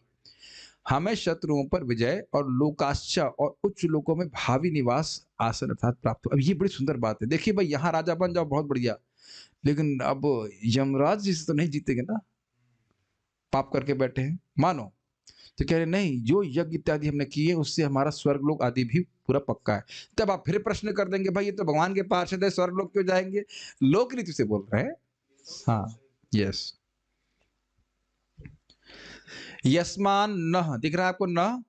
यस्मात, यस्मात नह, जिनसे, जिनसे हमारा, न हमारा, संपद, राज्य, तारा मतलब पत्नियां, प्राण, कुल और प्रजा, यह सब आसन प्राप्त हुए हमको। और सपत्न विजयो लोकाश्च यदनुग्रहात, उनके अनुग्रह से ही हमें शत्रु पे विजय और भावी स्वर्गलोक आदि जो भी कुछ प्राप्त होना वह भी प्राप्त हुआ। मतलब सब कुछ उन्हीं के कारण अच्छा अच्छा हमको प्राप्त हो रहा था। और यहाँ अब हम अपशकुन देख रहे हैं, यानी कि हमारे जीवन में कोई अपशकुन नहीं था, सब समृद्धि थी और ये उपस्थित हो रहे, मतलब अब भगवान यहाँ से चले गए। ये समझ में आ रहा है अर्थ? ठीक है। श्रीधरी, हम लोगों के समस्त पुरुषार्थों की प्राप्ति के एकमात्र साधन भगवान श्री कृष्ण हैं। अतएव उनके वियोग के बिना हम लोगों के अनिष्ट की प्राप्ति, अतएव उनके वियोग के बिना हम लोगों के अनिष्ट की प्राप्ति नहीं हो सकती है। लिंक समझ में आ गया? जब उनका अनुग्रह था तो कुछ गलत हो ही नहीं रहा था, कुछ गलती दिख रही है, इसका मतलब भगवान अब चले गए। ये उनके वितर्क का कारण था। भगवान श्री कृष्ण ने ही हम लोगों को संपत्ति तथा राज आदि को प्राप्त कराया है। इन सारी बातों को अर्जुन आगे स्पष्ट करेंगे, और जब अर्जुन से प्रश्न करेंगे तो बात बताएंगे। हम लोगों ने जैसा यज्ञ किया है, हम लोग को उसके अनुकूल ही लोगों की प्राप्ति हुई है। जरा थोड़ा इस लाइन पे विचार कीजिए। हरे कृष्ण मत हम लोग यज्ञ कर रहे हैं कि नहीं, और इसका लाभ क्या है? भगवत प्रेम। वो लोग तो है तो भगवत प्रेम। तो अब आपको अगर आपका भगवत प्रेम बढ़ रहा है, नाम में रुचि प्राप्त हो रही है, तो आप नहीं समझेंगे भगवान की कृपा से हो रहा है। नहीं भाई, I am a self made man. किसी की सहायता नहीं है, नहीं समझेंगे। इसी अर्थ में वो बोल रहे हैं। क्या ये सफलता नहीं है कि आप कोई यज्ञ करें और उसका फल जैसा आप सोच रहे थे वैसे मिले? मेरी बात कुछ सुनाई पड़ रही है? आप जान रहे हैं कि नाम का फल है भगवत प्रेम। तो अब सब कुछ ठीक ठीक चलेगा तो भगवत प्रेम मिलने लग जाएगा, आपको भगवान की भक्ति बढ़ने लग जाएगी। तो ये बहुत अच्छी बात नहीं है? आप इतनी मेहनत से यज्ञ कर रहे हैं, यज्ञ में कोई बाधा नहीं आए। Is it not? It's very simple point. तो ये आशीर्वाद नहीं भगवान का? हमारी बुद्धि सही चले, हमसे कोई अपराध नहीं हो, हम भक्ति में आगे बढ़े, तो ये क्या भगवान का अनुग्रह नहीं है? यस। आप ये सोचिए बाकी कुछ हो ना हो, हमारी मति भगवान में लगी रहे, ये भगवान का आशीर्वाद है, सबसे बड़ा आशीर्वाद है। आपको यज्ञ कर रहे तो सोच रहे से पानी पड़ जाए, तो यज्ञ कर रहे उसका फल भी भगवान ठीक ठीक दे रहे हैं। तो इनका अनुग्रह है ना, प्रसन्न है हमसे, ये बात बोल रहे हैं। सारा दर्शनी भगवान श्री कृष्ण की अनुपस्थिति के बिना यह अपशकुन लुप्त नहीं होंगे। समझ में आई लाइन? यह है इस श्लोक में वर्णित हुआ है। लोका अर्थात यज्ञ आदि द्वारा प्राप्त उच्चतर लोक। तो स्पष्ट है, अगर भगवान उपस्थित होते तो ये होता नहीं, और जब अगर भगवान यहाँ पे अनुपस्थित है तो ये जाने वाले नहीं। हमारा सामर्थ्य नहीं कि हम इन अपशकुनों को काट सके। बड़ा स्पष्ट है। अब अपने जन्म में जरा मैप कर दीजिए भाई, कलयुग से झगड़ने की क्षमता हमारे पास नहीं है। हम क्या कर सकते हैं? हरे कृष्णा कृष्णा कृष्णा हरे हरे, हरे राम राम राम हरे हरे। जब युधिष्ठिर महाराज जैसा समर्थ राजा ऐसा कह रहा है कि भाई हम इनको दूर नहीं कर सकते भगवान कृष्ण के बिना, तो अब आप अपने पे घटित करें तो क्या जितने भी निम्नता है, कमियां हैं, वह हम भगवान के नाम उच्चारण के बिना, भगवान के भक्ति के बिना बिल्कुल अपने से दूर नहीं कर सकते हैं। बहुत इंपॉर्टेंट बात है। तात्पर्य, भौतिक संपन्नता में अच्छी पत्नी, अच्छा घर, पर्याप्त भूमि, अच्छी संतानें, राजसी पार्विक संबंध, प्रतियोगियों पर विजय तथा पुण्य कर्म के द्वारा भौतिक सुविधाओं की बेहतर व्यवस्था के लिए उच्चतर दैवी लोकों में निवास स्थान की प्राप्ति सम्मिलित है। ये स्पष्ट है। ये सुविधाएं न केवल खुद के कठोर श्रम से या अनुचित साधनों से प्राप्त की जाती हैं, अपितु भगवान की कृपा से प्राप्त होती हैं। ये बात समझ में आई? ऐसा नहीं कि परिश्रम करोगे और धांधलीबाजी करेंगे तो हमें ये सब साधन प्राप्त हो जाएंगे, सब कुछ अच्छा होगा, और जो खूब पैसा कमाया और बेटा एकदम पंगु निकल गया, तब बेटे का हाथ पैर भी डिजाइन करेंगे। सुना ना बहुत बार, जो पापी लोग होते हैं, हम नाम नहीं रखने, एक विशेष प्रोफेशन में लोग बहुत पाप करते हैं। समझ गए मैं किसी बात कर रहा हूँ, है ना? परित्राण साधु नाम, समझ गए? तो क्योंकि वह दूसरों की हाय लेते हैं, बहुत बार गरीबों की भी हाय लेते हैं। तो मैंने तो सुने हैं भाई, ये बात आप समझ रहे हैं मैं क्या करूँ, प्राय उनके लड़के तो गलत निकल जाती हैं, शराबी निकल जाते हैं, ऐसा हो जाता है ना? अब हम कोई विरोध तो है नहीं। इसी जन्म में बहुत बार लोग ऐसे देखते हैं कि वो गलत कार्य करने वाले की हाय लगती है, जिसके प्रति गलत कार्य किया, कोई गरीब व्यक्ति, उसको दुख देना, परेशान करना, तो हाय तो लगी। आज तुम नहीं देख रहे हो, लेकिन भगवान के डंडा बिना आवाज चलता है कि नहीं चलता है? और आप यह भी देखते हैं, आज ही हमारे वक्त बता रहे थे कि कोई व्यक्ति धार्मिक होता है तो वो उसकी सहायता अनजान रूप से हो जाती है। पुण्य किया रहता है, धार्मिक रहता है, कुछ कष्ट आएगा, लेकिन कुछ ना कुछ भगवान की सहायता से, कृपा से, देवताओं के आशीर्वाद से वो उसको मिलता रहता है। तो ये प्रभात बहुत अच्छी बात कह रहे हैं कि ऐसा नहीं कि सब संपदा आपको अपनी क्षमता से मिल जाएगी। अपने जीवन में देखते नहीं, कुछ लोग पूरा जीवन संघर्ष ही करते रहते हैं, और कुछ लोगों की लाइफ कूल चलती है। क्यों कूल चलती है? खाने को मिलता है, रहने को मिलता है, क्योंकि वो पहला ऐसा किए हैं। इसे कहते हैं अग्रे धावत धावती। ठीक है, आज जैसे हमने कहा कि आचार्य जी के आविर्भाव दिवस पे आप दान दीजिए, भक्तों ने दिया भी, तो क्या ये अब खत्म होने वाला है? ये कभी खत्म नहीं होगा। मेरा मांगना नहीं आपका पुण्य। क्योंकि सोच रहे होंगे नित्यानंद चतुर्दशी में फिर मांगेंगे। नहीं, वो इन्वेस्टमेंट है, बुद्धिमानी होकर के इन्वेस्टमेंट करना चाहिए, बुद्धिमानी करके इन्वेस्टमेंट करना चाहिए। यानी आप इस बात को समझ रहे हैं, भगवत कृपा से ही होता है। ये हमारी बुद्धि में भागवत कुछ जा रही है कि भगवान की कृपा से नहीं हो रहा है, बताइए। ठीक है, तो ये बात प्रपात कर रहे हैं। किसी के लिए भी ऐसा नहीं, युधिष्ठिर महाराज के लिए, किसी के लिए भी भगवान की कृपा ही अपेक्षित है। किसी के निजी उद्यम से अर्जित संपन्नता भी भगवान की कृपा पर ही निर्भर करती है। ये भी बहुत महत्वपूर्ण बात है। धन इकट्ठा किए हो, कुछ भी किए हो, वो तो किए भगवान की वस्तुओं को तो इकट्ठा कर रहे हो ना। इस बात पे महाराज जी बोलते हैं कि कहाँ भगवान का कंट्रोल है, इतना गलत हो रहा है। तो कह रहे हैं महाराज कहे ये कंट्रोल है कि बेटा तुम कितना भी कर लो, भगवान की वस्तुओं को भगवान से बाहर नहीं ले जा सकते, है ना कंट्रोल। सारा जो खेल रहे हो, इधर से उठा के उधर रख दिया, उधर से उठा के इधर रख दिया, बस। जैसे मान लो ये महंगा माइक है, तो ये उठाकर यहाँ से लेकर उस पॉइंट पे रख दिया, वहां से लेकर इधर ले लिया, इस दरवाजे के बाहर नहीं लेके गए तो क्या तुम्हारा कंट्रोल है, क्या चोरी करोगे। कितना हो बड़ा चोर हो, इस पृथ्वी के बाहर तो नहीं लेके जा रहा, है ना कंट्रोल। ले जाओ। और सारी वस्तु भगवान की, तो जो तुम अपने प्रयास से भी इकट्ठा कर रहे हो, वह भी तो भगवत कृपा से प्राप्त है। अपने देह से क्या उत्पन्न किया। बहुत अच्छी बात प्रभुपाद जी कह रहे हैं। ये सब बातें हमें सुनना चाहिए। भगवान के प्रति कृतज्ञता हमारे इससे होती है। और शरीर भी तो भगवान दिए हैं, सामर्थ्य भी भगवान दिए हैं, और तुम्हारी जो प्लानिंग है कि मैं ये चीटिंग करूंगा, ये कर लूंगा, वो कर लूंगा, वो बुद्धि भी तो भगवान दे रहे हैं। भगवान के आशीर्वाद के साथ साथ निजी श्रम तो होना ही चाहिए, किंतु भगवान के आशीर्वाद के बिना केवल श्रम से ही किसी को सफलता नहीं मिलती। बहुत अच्छी बात बोल रहे हैं प्रभुपाद जी। हाथ पे हाथ धरे रहने से कुछ नहीं होगा। एक व्यक्ति बोला, प्रभु जी 16 माला मैं जब कर रहा हूं, मेरा आईएएस में नहीं हुआ, जिसने जो नहीं कर रहा उसका हो गया। हमने कहा तो भगवान आपका पेपर लिखेंगे आके।